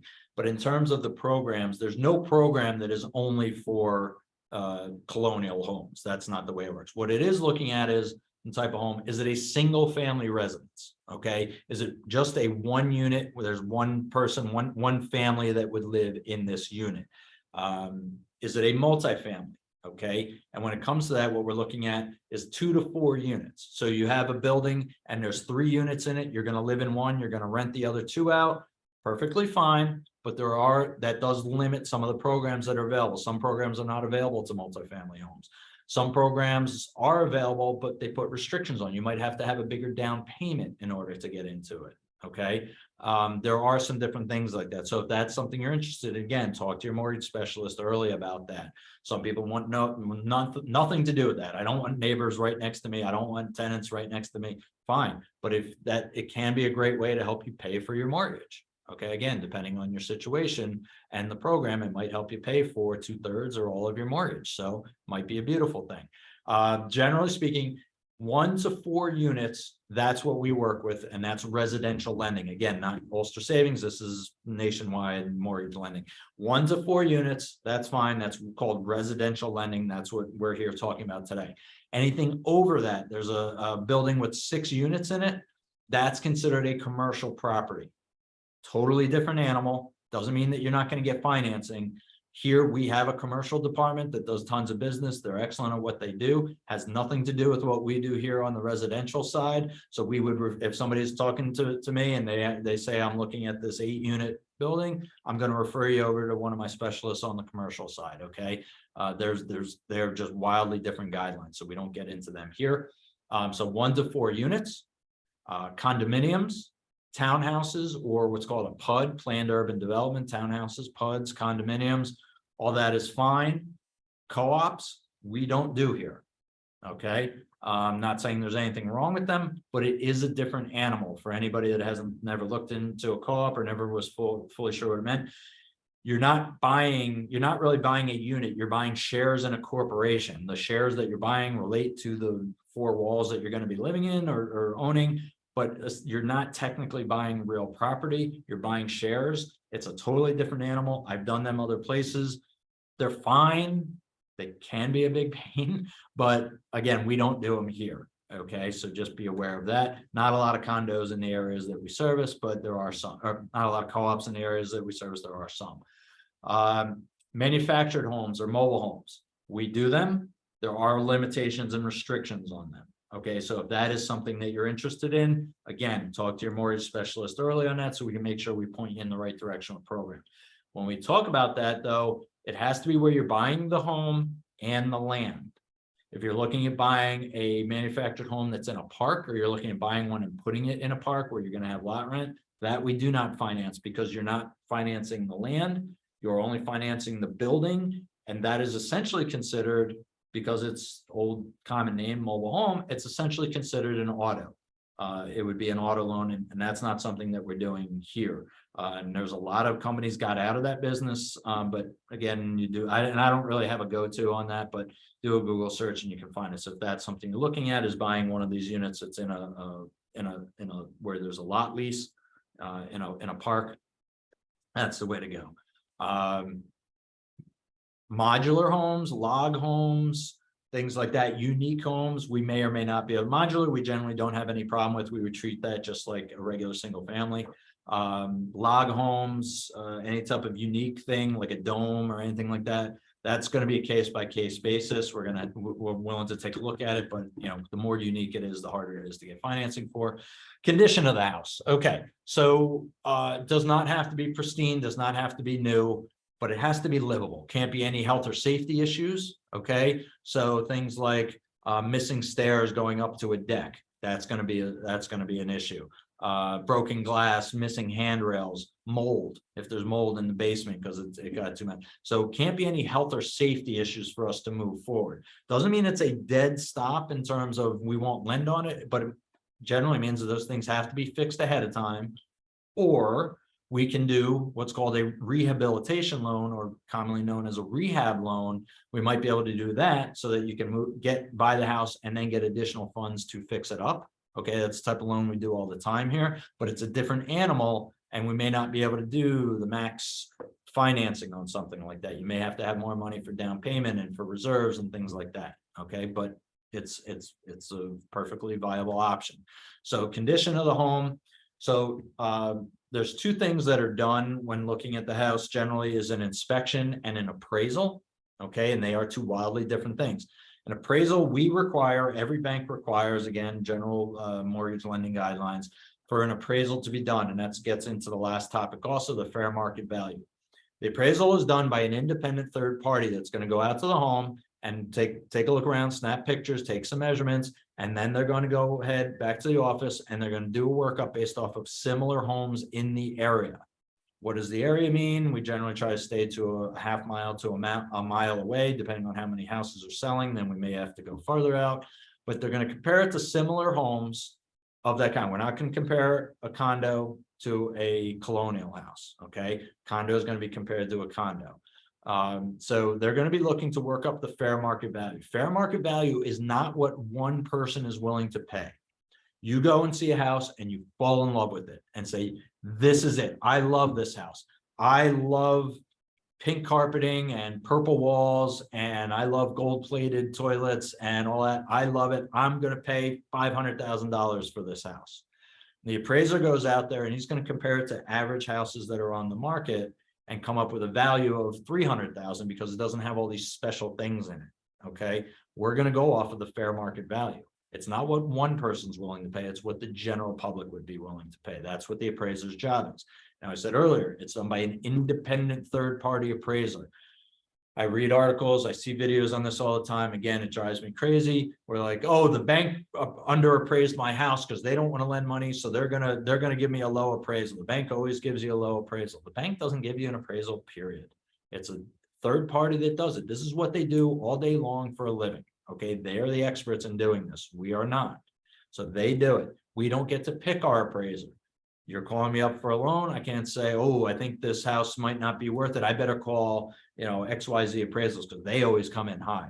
We don't have the ability to do that. We have a separate appraisal department here. We put the order in through the loan program. They get notice that this house in Peekskill needs to get appraised, and they assign it kind of on a round robin to a local appraiser in that services that area. That appraiser goes out and does the appraisal. So there's no shenanigans that go on with that. It is an independent. Now, there are times that an appraiser can do a poor job. It's just a fact of life. Sometimes they miss. Maybe they missed a couple recent sales and the value should be a little higher or whatnot. So we do have kind of an appeals process for that. But generally speaking, whatever the appraiser comes up with, that's what we're going to use as your market value. Okay, and that's very important. So the inspection, I only touched on it a little bit. I'll get into that a little bit. Back to the conditional home. The inspection is something you're going to do on your own. Most programs don't require them. There are some programs that do, but most programs don't require an inspection. And for me as a loan officer, it's a little bit of a don't ask, don't tell situation when on an inspection. Because I'm going to ask you if there's any health or safety issues. Again, broken glass, missing handrails, that kind of thing. But the appraiser, when they go out, they're out for a number of minutes. When the inspector goes out, they should be out there for an hour, 2 hours, something like that. Their job is to tell you everything that's wrong with this house today and things that might be wrong with it very soon coming up. So in other words, the boiler might be perfectly fine and working today, but there's a whole bunch of rust spots on it and it looks like it could go any moment. And you can tell from looking at it, it's 20 years old, 25 years old. So that would be in their inspection. That's not part of the appraisal. Okay. The appraiser is not going to go up and walk on the roof to see what the condition of the roof is. The appraiser is going to look at it from the driveway, look up and say, looks fine, or I see some shingles that look like they might be lifting, that might need to be addressed.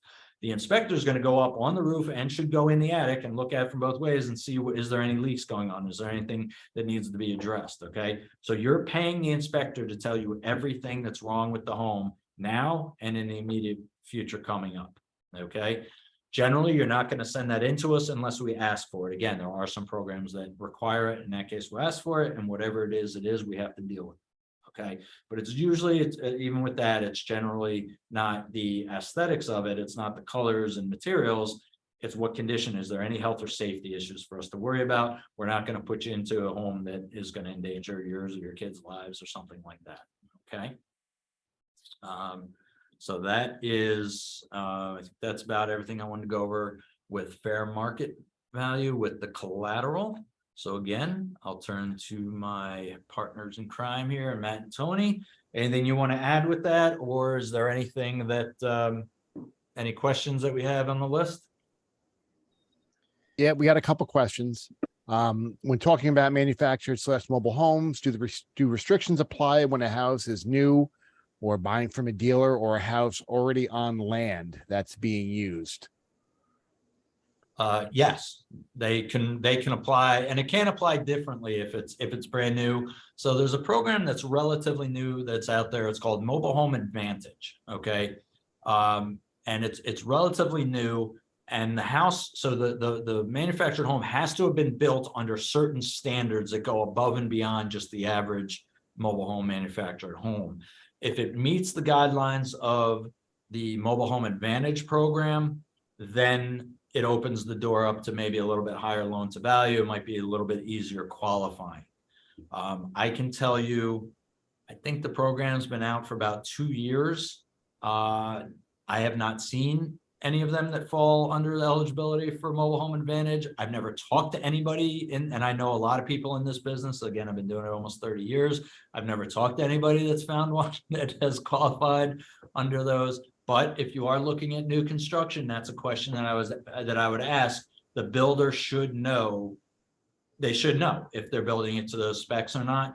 Otherwise, no, whether it's new or it's 5 years old or it's 10 years old, the guidelines are going to be generally the same, depending on what program we're going into. I will make note of 2 things on that. One, I'm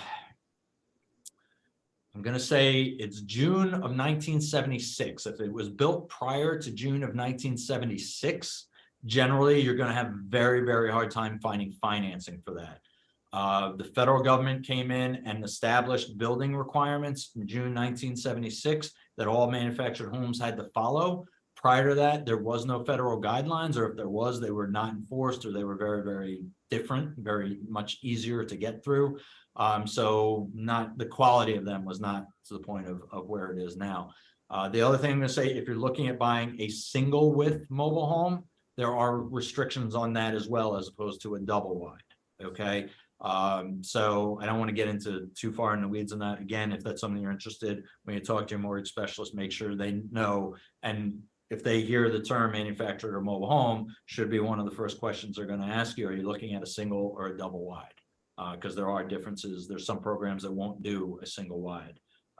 Why, I don't know, and I'm not really interested in getting into. And I will say, I mean, from a purchase standpoint, I wouldn't hesitate to buy one. I've seen ones that were absolutely immaculate. But for some reason, it's kind of an old, antiquated, I guess, opinion of them. There are some restrictions that the federal guidelines go through. This is a good relevant question for everybody. If the appraisal comes in under the already offered purchase price, what's the next plan of action? Does the buyer have to make up the difference in a down payment, or does the purchase price have to come down altogether in order to meet the appraisal? How would we go about securing the mortgage from there? Okay. Well, what do you think my answer is going to be? What word am I about to use? It depends. It depends. It depends. So that's an individual situation. Okay. I can't, we can't tell you, your loan officer, your mortgage specialist can't answer that one for you. So the avenue that you would go with that is you're paying for the appraisal. Okay. So you're entitled to a copy of it. So we were going to get you a copy of it. What you do with that copy is up to you. We will not provide it to the seller, the realtors, the attorneys, anything like that. We will provide it to you. Now, if you want to share it with the realtor, attorneys, all that stuff, that's up to you. And then this is one of the cases where you probably want to do that and say, okay, our agreed upon contract price is $250. The house appraised at $240. What are we doing about that $10,000? From the bank standpoint, we are always going to land off the lower of the purchase price or the appraised value. Okay, let me restate that. We are always going to land off the lower of the purchase price or the appraised value. Again, not an Ulster savings requirement. This is general banking, general mortgage, federal guidelines on that. So what happens to that $10,000 difference? Really, that's between the two parties. Okay, that's between you and the seller. Is the seller willing to come down the $10,000 and redo the contract at that? Great. Are they willing to come down $5,000 and you have to put in the extra $5,000? That's between you and whether you A, want to, and B, are capable of. Again, you may not have the extra money around to do it. And it may not be $5,000 or $10,000 difference. So if the difference in this case is $10,000 and we're doing 97% financing. We'll go to 97%. We were working it up at 97% of the 250. Now we're going to work it up to 97% of the 240. And that's what your loan amount will be. So the difference in the loan amounts is what you're going to have to make up, not necessarily the $10,000 difference between the value and the sales price. We've seen the whole gambit of, all right, we'll come down part way and meet you part way. And we've seen sellers that have stood fast and said, nope, I am not selling this for less than 250. That's your problem. And then you have a decision to make. Do you like this house enough, and are you in a position to make up the difference? Great. I'm not going to look down upon you. If you love the house, you've been looking for a house for 6 months, and this is the only house that you found that you even remotely liked. You want to pay a little bit extra for it? That's up to you. I'm not going to look down on you for that. But you just started looking, you happened upon this house, this situation comes up and you're not in love with the house and it's just a house. No, maybe you move on if they're not willing to negotiate. Now, we may have some wiggle room with the appraiser, but here's what's going to happen. The first question I'm always going to have if something like this happens is, are there realtors involved in the deal? Okay, if you as a buyer, are you being represented? Did a realtor take you around and show you houses? And did they help you to come up with your offer? Well, I go back to my realtor. Realtors hate when I talk about this, but this is real life. Okay, I go back to my realtor and say, well, you told me 250 was a good offer for me to put in. The house only came up to 240. What did you use to come up with 250 as a good value? Because the real estate agents have the same exact information available to them that the appraisers have. It's called a multiple listing service. That's what the appraiser is going to use. They're going to go off of some recently closed sales, as well as some sales that are currently for sale. They have the same information that the realtors do. So that's my first question is, and you know, a $10,000, and here's the thing, a $10,000 difference is not really a big difference. It sounds like a lot if you're going to write a check for 10,000, but if you think the difference between 240 and 250, you know, that's a very small percentage difference. That could just be a matter of opinion on behalf of the appraiser. Some things are quantifiable. How many bedrooms does it have? How many bathrooms does it have? What's the square footage? Those are hard numbers, okay? 3 bedrooms for this house, 3 bedrooms for that house, comparing exactly the same. And then there's things that the appraiser may like or not like on a house. The location of the house in terms of, is it on a busy street? Some appraisers might hit them for more than others. Is it, how's the landscaping? Is it immaculate? Is it all overgrown, terrible brush? Appraisers can have a difference of opinion on how much that affects the value. Okay, so the first thing I'm going to do, though, like I said, is I'd say I go back to the real estate agent and say, okay, you told me to offer 250, they accepted 250. What did you base that on? Where are the houses that sold for 250 that you compared it to?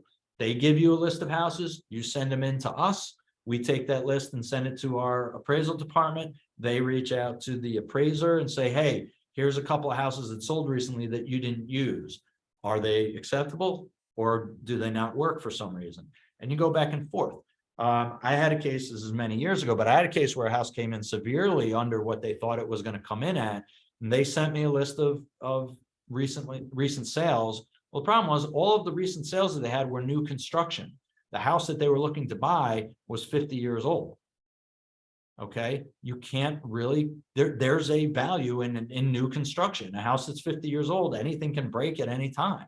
A house that's brand new, yeah, it could break, but let's go with the odds, right? We're probably not replacing the boiler anytime soon. The roof is probably in immaculate condition, those types of things.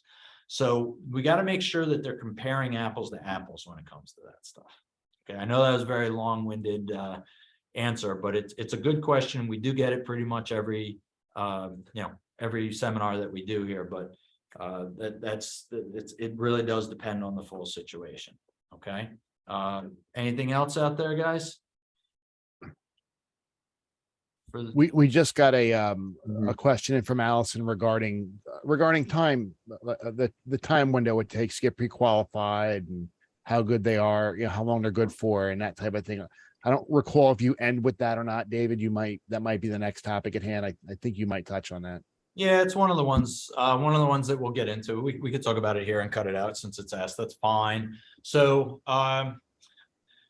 it depends. So you've got how long does it take to get pre-qualified? It could be an hour. Literally, it depends on how much information you have that's available. When you talk to your mortgage specialist, you're calling up and you say, hey, Tony, I want to get pre-qualified for a house. Okay, great. Let me just, let's talk about what you're looking to do. And you go, well, I don't really have time to talk now. Okay, well, when, now we're setting up an appointment. When do you, oh, I won't have time for 4 days. Okay, well, obviously it's going to take us 4 days to get you a pre-qualification because we have to talk to you and get some information from you.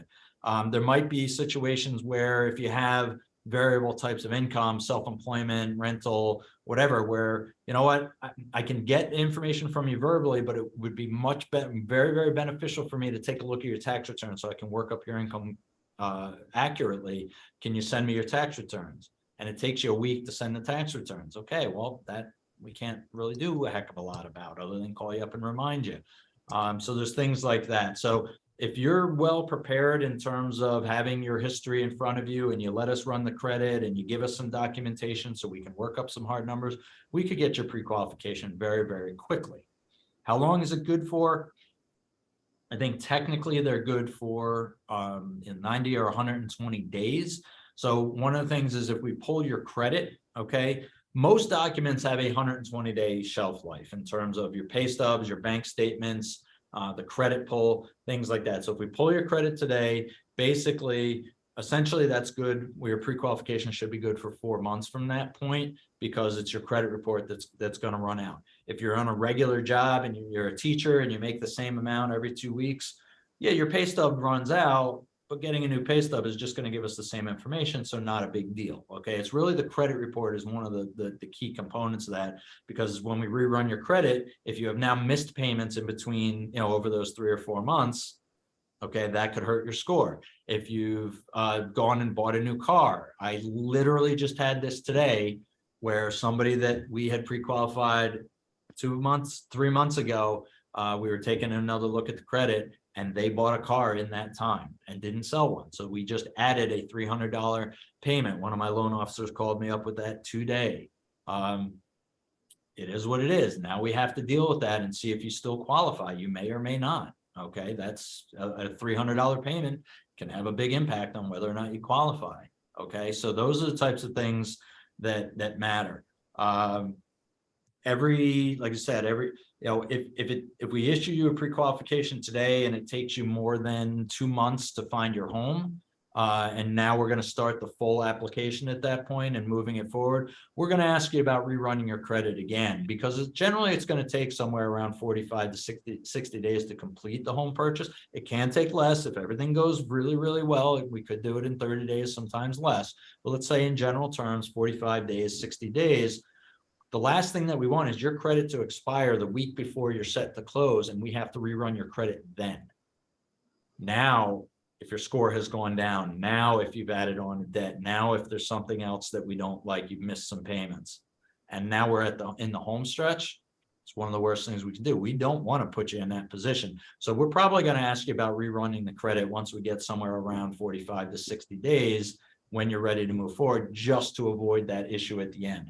If everything looks perfect and we've got a complete file and we're very confident we can close you within the next 2 months from then maybe we won't rerun it at that point. But again, it depends on the situation and what you've got going on.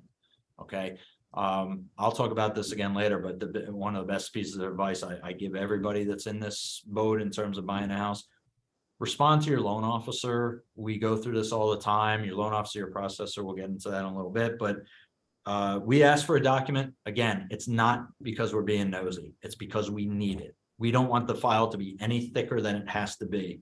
If we're asking you for a bank statement, it's because we need that bank statement, your W-2, whatever, your award letter for your pension. We're asking for it because we need it. You can argue with us. You can give us reasons why you don't want to hand it over. It doesn't change whether or not we need it, and it's only going to slow us down. Okay, so the things that we're in control of, we're going to get taken care of. There's things that we're not in control of, and we're going to ask you to help us out with that. And I think that makes sense. Okay, let's go ahead and move along. We are getting a little tight on time here. We've had some great questions, so that's not a bad thing. All right, so getting pre-qualified. Hey, here we go. I'm not going to go through all that again, but you can see what's on there. It really is should be your first step to home ownership. And the reason that I say that is very simply, the last thing you want to do is go find a house, fall in love with it, then go to get pre-qualified and find out that you don't qualify for whatever the loan amount is for that house, or the house is in such a condition that we can't lend on it, or what have you. So we want to get that pre-qualification out of the way first. Hey, you can qualify for up to a $280,000 loan. Go out there and get them. And then you find your house, you know what your limitations are. Okay. We'll show you what your buying power is. Again, we can do a max loan that we think that you can qualify for, or you can tell us, hey, I found this house. Can I qualify for X amount? All right, whatever. We're going to go through what are your down payment requirements. This is the program you qualify for. Here's the little down payment that you need to make. You qualify for this 97% program, so you only got to put 3% down, but you got $80,000 in the bank. It's up to you. You can do it this way, or you can tell us you want to put down 10% or $20,000 or whatever the case is. We're going to go through what your projected monthly payment is. And again, this is important. I talked about this earlier. There's what you qualify for on paper, and then there's real life. We come up and say, okay, you can qualify for this $480,000 house. Your new monthly payment, we're projecting to be $2,800, and you fall off your chair because there's no way that you feel like you could afford $2,800. Then don't, but it's only good if you know what that payment is. So we're going to give you that. We do have 100% online pre-qualification process available. We have an online application. If you go to ulstersavings.com, you can click through there for mortgage lending, and you can actually do your application right online, and then it will be assigned to one of our specialists.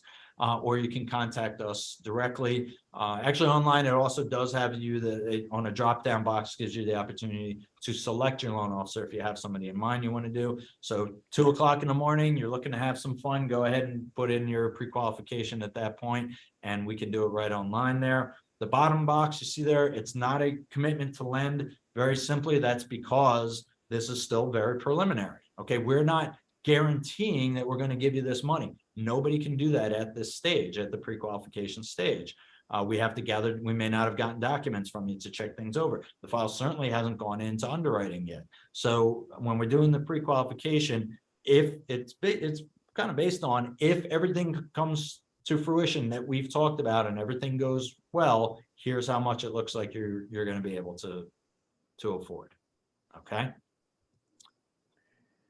So basic documentation that we're going to need, and I'm not going to read this off to you. You can find this again online. We have essentially a manual, a home buying manual that you can look up online, or you can pick up from any of our branches. Basic list. There's nothing crazy that you see out there. Again, pay stubs, W-2s, bank statements, stuff like that. And then you see the bottom line one. Other items needed will vary based on your circumstances. So again, obviously, if you're self-employed, there's one set of documentation that we need. If you have rental income, there's documentation. You're on retirement, there's different documentation. So this page would be five pages long to try to cover everything. So just these are the basics, and then be open to your loan officer or your mortgage specialist telling you, hey, these are the things it looks like we're going to need. Okay. So some of the common types of mortgage loans, and I'm going to skip through this a little bit because, again, we're getting tight on time. So you see some of the terminology out there. We'll talk about a little bit of that. But so you've got your regular fixed mortgages. You have adjustable rate mortgages. And that's something I say adjustable rates are not good or bad. They're situational. Some people are very comfortable with that. Some people are not. Generally, your loan is fixed for a certain period of years. We do 1, 3, 5, 7, and 10 year adjustables. So for instance, what's called the 7-year arm, 7-year adjustable, it's fixed for 7 years. You have 7 years at your start rate. At the end of the 7th year, it converts to an adjustable, and every year on your anniversary, it can adjust to what the going rates are, essentially. Okay, where are they going to be in 7 years, or I'm sorry, 8 years, basically? No idea. Not going to touch on that because I can't predict where they're going to be tomorrow, much less 8 years from now. We do construction loans, we do renovation mortgages. We talked about that. Conforming and jumbo mortgages, basically every year, the federal government sets a loan amount limit for what's considered a conforming mortgage versus a jumbo. That changes across the country depending on what the average income and average house price is in certain areas. So even the areas that we cover, Westchester is different than Dutchess, which is different than Ulster County. So again, you'll want to talk to, if the loan goes above that conforming limit and it's in the jumbo range, there's restrictions. Not every program is available for it. You might have to have a higher down payment. You might have to have better credit scores. There's different things like that. Government insured loans, there's no problem with those. We do them all the time. We've talked about a couple of examples of that. A VA, the veterans loan, that would be an example of a government insured loan. FHA loan. New York State has their own loan that has its own positives and negatives to it. It's called Sony May, SONYMA, Sony May, State of New York Mortgage Association. So government insured loans, we do plenty of those. And then land mortgages. You found a piece of land and you want to buy that and you want to build next year or 3 years later, we can do the loan for land mortgage. Again, totally different animal, totally different restrictions on that one. Okay. Some key terminology that you'll see. Again, I don't want to go through all the stuff. We talked about a couple of them already. Points, we'll talk about that. You hear that? Your rate is 6% with 2 points. What does that mean? 1 point is 1% of your loan amount. So if it's a $300,000 loan and you've got 2 points on it, that's $6,000 in points. Points are not good or bad, they're situational. The higher you pay in points, the lower your rate is. So in other words, it might be 6% with 2 points, might be 6.5% with 1 point. So is it good or bad? It depends on how long you plan to stay in the house. It depends on what your qualifying is. Do you have money that you have in the bank or you're getting as a gift or something, so you can pay points to buy your rate down and make your payment a little lower?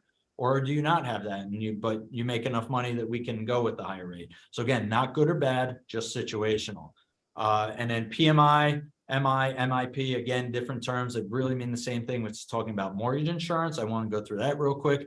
Mortgage insurance does not protect you in case of disaster. So it's not if there's 2 people on the loan and the one person passes away, your mortgage insurance does not then pay your loan off for you. That's not what it is. You want to take out a life insurance policy for something like that. Mortgage insurance is generally, for most programs, if you're putting down less than 20%, the mortgage insurance, there'll be an extra payment that you have to take out, which with an independent third-party company that does mortgage insurance. And we arrange it for you. You don't go shopping around like your homeowner's insurance or your car insurance. We'll arrange it for you. But it's an extra amount that you're going to pay that protects us as a bank in case you default on the loan. Okay. That's what mortgage insurance is. I do not put a spin on it. I've heard people say, oh, it's to your advantage to have it. It's to your advantage because it opens up other programs. But as far as a day-to-day or month-to-month basis, it's an extra payment that you're going to have to make. That's going to be added into your house payment. Okay. If you need it. Not everybody has to have it. Again, if you're putting down less than 20%, generally you're going to have it. That's where that program that I talked about earlier, where we'll do the 20% down payment. Yes, you're taking out a loan for the 20%, but then you would not have mortgage insurance because your first mortgage is at 80% of the value. Okay. FHA loans always have mortgage insurance. Doesn't matter how much you put down. That's one of the big downsides of an FHA loan. All right. And we're moving on. Key mortgage personnel. So again, you see this is in relation to one of the questions we asked earlier. Loan officer, loan consultant, mortgage specialist, mortgage officer, they all mean the same thing. That's really your upfront person. That's what Matt and Tony do for us. They're the ones that you're going to build the biggest relationship with, and they're going to ask you a whole bunch of questions and get all the information from you and try to put together the best program they can to get you into your home. Okay. Once they're done and you agree and you sign some documents up front, then the loan gets moved on to what's called the loan processor. Loan processor is the in-between. They are going to take a look at the file. They're going to look at the notes to see what the loan officer told them about the situation. And they're going to contact you and say, okay, Mrs. Jones, I got the loan from Tony here. My name's David. I'm going to assist you to get you towards closing. I went through all this. I see Tony said that you didn't have your 2020 W-2. I do need to have that. Were you able to get that yet? Oh, I'm still working on it. I have to get a copy from my employer. Okay. Go ahead. As soon as you get that, I'm going to have you send it in to me. That type of thing. So the processor's kind of in between. They're working with you, with your loan officer, to get your loan towards closing. So same rules that I said before. If your loan officer asks you for a piece of information, give it to them as soon as you can. If your processor asks you for documentation, again, it's not optional. It's not something we just want to see. It's something we need to have in order to move you forward. So just work with them. The quicker you are with responding to things, the quicker your loan goes through, the less stress there is in these things, okay? The underwriter, they're the king. They're the ones that have the power of the pen, right? They're the ones that approve the loan or say we can't approve the loan because of this. All right. Now, generally, very few times does it get to the underwriter without going through other stages and we can't do it. We usually pick up on that type of stuff if there's something that's going to prevent us from doing it. But they're the ones that approve the loan. They'll approve it. You won't have any direct contact with the underwriter. Again, the processor is kind of the go-between between you and the underwriter. So they look at the file, they approve it, they say, we're going to approve it. We still want to look at this and this. Sometimes we can approve it with a couple conditions. Sometimes we approve it. It's a clean file because you gave us everything we asked for up front and whatnot. So they'll come back and the processor will then relay the information to you. So great news, your loan's been approved or committed, same term. Committed is the same as approved. Your loan's been approved. The underwriter just needs to see an updated pay stub because the pay stub we have on file is 3.5 months old, or whatever the case may be. Okay. Once the file is fully cleared, it'll go to your closing coordinator. They'll reach out to you. Congratulations, your file is ready to close.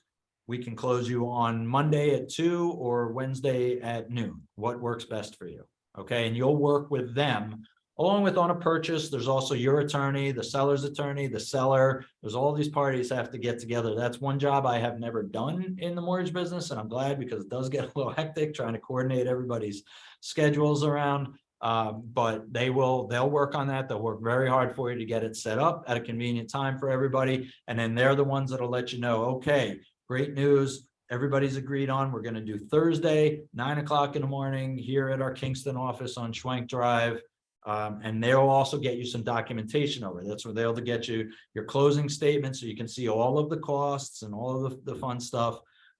They're the ones that handle that. So those are just the key personnel that you'll be dealing with throughout your process. Okay. The basic steps to buying a home. Again, I'm not going to read this word for word for you. We are running up against our limit here. But it's basically gather a bunch of information. So you're ready to talk to your mortgage specialist, talk to your mortgage specialist, get all kinds of documentation in, go find your house. Okay. Sign your contract, go through the process like we just talked about, set the closing date, go and sign a whole bunch of paperwork. And as much as we're in paperless society, not for mortgages still, your stack of documents you're going to sign is good and thick. So get your fingers warmed up for that one. And then get your keys and move on with the rest of your life. Okay. I will say this is a stressful process. I do like to go through this. If you guys will bear with me for another couple minutes here. This is a stressful process. There is no way around it. We are talking about large sums of money. We are talking about major life decisions, where you're going to live, or even if it's a second home or vacation home. There's so many options out there. What location, where are you going to be with that stuff? If it's an investment property you're buying, hey, that's a lot of money that you're putting into this. You're taking out $100,000, $200,000, $500,000 loan. It is going to be stressful. By following these steps and going through, understanding the information that we've gone through, working with your loan specialist very closely, we can minimize your stress. That's what our goal here is. It is not to eliminate. We will not. Okay. But we will minimize it. We are going to look for things up front. If you don't want us to run your credit, that's fine. But understand, if I don't have a credit report to look at, it's hard for me to give you direction on, how it looks and what's good and what's bad. What do you need to work on your own? I can't tell you that if I don't look at it. You don't want to submit in your bank statements. Again, so be it, but I can't help you with it then. Okay. I can't tell you whether it looks good or bad. And you're setting yourself up for additional stress during the process because eventually we're going to need to get it. And once we get it, and now we see there's a $5,000 deposit and there's a $10,000 deposit and there's an automatic payment being made to XYZ auto loan. And we didn't see that auto loan on your credit report because it's a small company or something. Okay. Now we're down the line and we have the speed bump that we got to go over. Don't create stress. All right. Help us help you. We want to minimize that stress, make this process as smooth as possible, get you into your dream home so you can move on with the next big chapter of your life. Okay. And that, friends, is the end of today's presentation. If you have any additional questions, if my guys can stay on, they can go ahead and take a look in there and see if there's any other questions. You're interested in getting your $750 home buyer credit, you're going to go ahead and email us at dreamshappen. That's dreamshappen@ulstersavings.com. We're going to email the code EAGLE. That's put it in the subject line or put it in the email itself. I'll also ask you, go ahead. Do you have any additional questions? You can send them to us there. We will get back to you on those. You have anything, any critique of the presentation, anything you think we did good or bad, go ahead and let me know that as well. Be gentle. I do have a pretty fragile ego, but go ahead, be honest. Let us know what you thought of it. You have anything, like I said, any additional questions, do it. But make sure, okay, we are not going to reach out to you about that savings certificate. Make sure you email us at dreamshappen@ulstersavings.com. The code is EAGLE. Okay, I was going to do Philadelphia Eagles, but I figured I get a lot of hate here in New York for that. But EAGLE at dreamshappen@ulstersavings.com. Let us know. The other thing I ask you to do, give us a week. Okay, give us a week to get that certificate out to you. It is a manual process. All right, so it's not automatic. You email and the certificate goes out. So we're going to wait for some of them to come in, those requests to come in. And every time I do one of these, the next morning I'll get an email. I haven't received my certificate yet. Please just bear with us. Give us until like next Wednesday and we will get those out to you. I promise. If you don't have it after a week, make sure you're checking your spam folder. Okay. And then you can go ahead and email us and at Dreams Happen. I monitor that mailbox all the time. So go ahead and email us there. We'll make sure we get it out to you. So Melissa, I'll give you the opportunity. If you have anything that you want to add from United Way's side. Yeah, thank you so much. And I'll make it quick before my dogs try to get involved in this presentation. So I just want to thank David, Matt, Tony, and the team from Ulster Savings Bank. You are all amazing. Jeannie also wanted to give you all congratulations. I know I learned a lot. Like we both said, we both wish we had had this presentation when we were purchasing our first home. So really wonderful. I hope you all receive the tools that are helping you as you go through this process. And again, thank you for your generosity with sponsorship and with, enabling all these folks to get this awesome $750 credit. That's amazing. So I know folks stayed on for the whole time and had lots of questions. So really appreciate that. And it seems like you all learned a lot. We will be sending out a quick survey. And we just really appreciate all of your time this evening, all of those wonderful, insightful questions, and all of the experts and expertise on this call. So thank you all and have a wonderful night. Thank you, Melissa. Thanks for the kind words. Again, we appreciate the partnership that we have with the United Way, and we look to continue that on. And I will say this was a busy call in terms of the questions. We do have some where it's we're really trying to draw those questions out for people, and I do appreciate it. Hopefully we were able to answer everything. I know Tony or Matt, anything quick before my voice gives out here and we exceed everybody's time here. We're running on overtime already, but no, I would say that Tony and I did a good job in fielding some specific questions throughout the group chat. We answered a couple of general questions over the webinar here. I put my contact information in there. Tony put your contact information there. With things like this, there's always questions that come up hours or days later. So feel free to reach out to either of us on that, and or your loan officer if they recommended you visit this webinar. I think probably the most pressing question here at the end is just simply, how long is this promotion good for? Well, so we started doing this, I'm going to say 3 years ago. I think we started doing these with these seminars. No, longer than that. I forget. I've been here almost 6 years. So about 5 years ago, we started doing these webinars.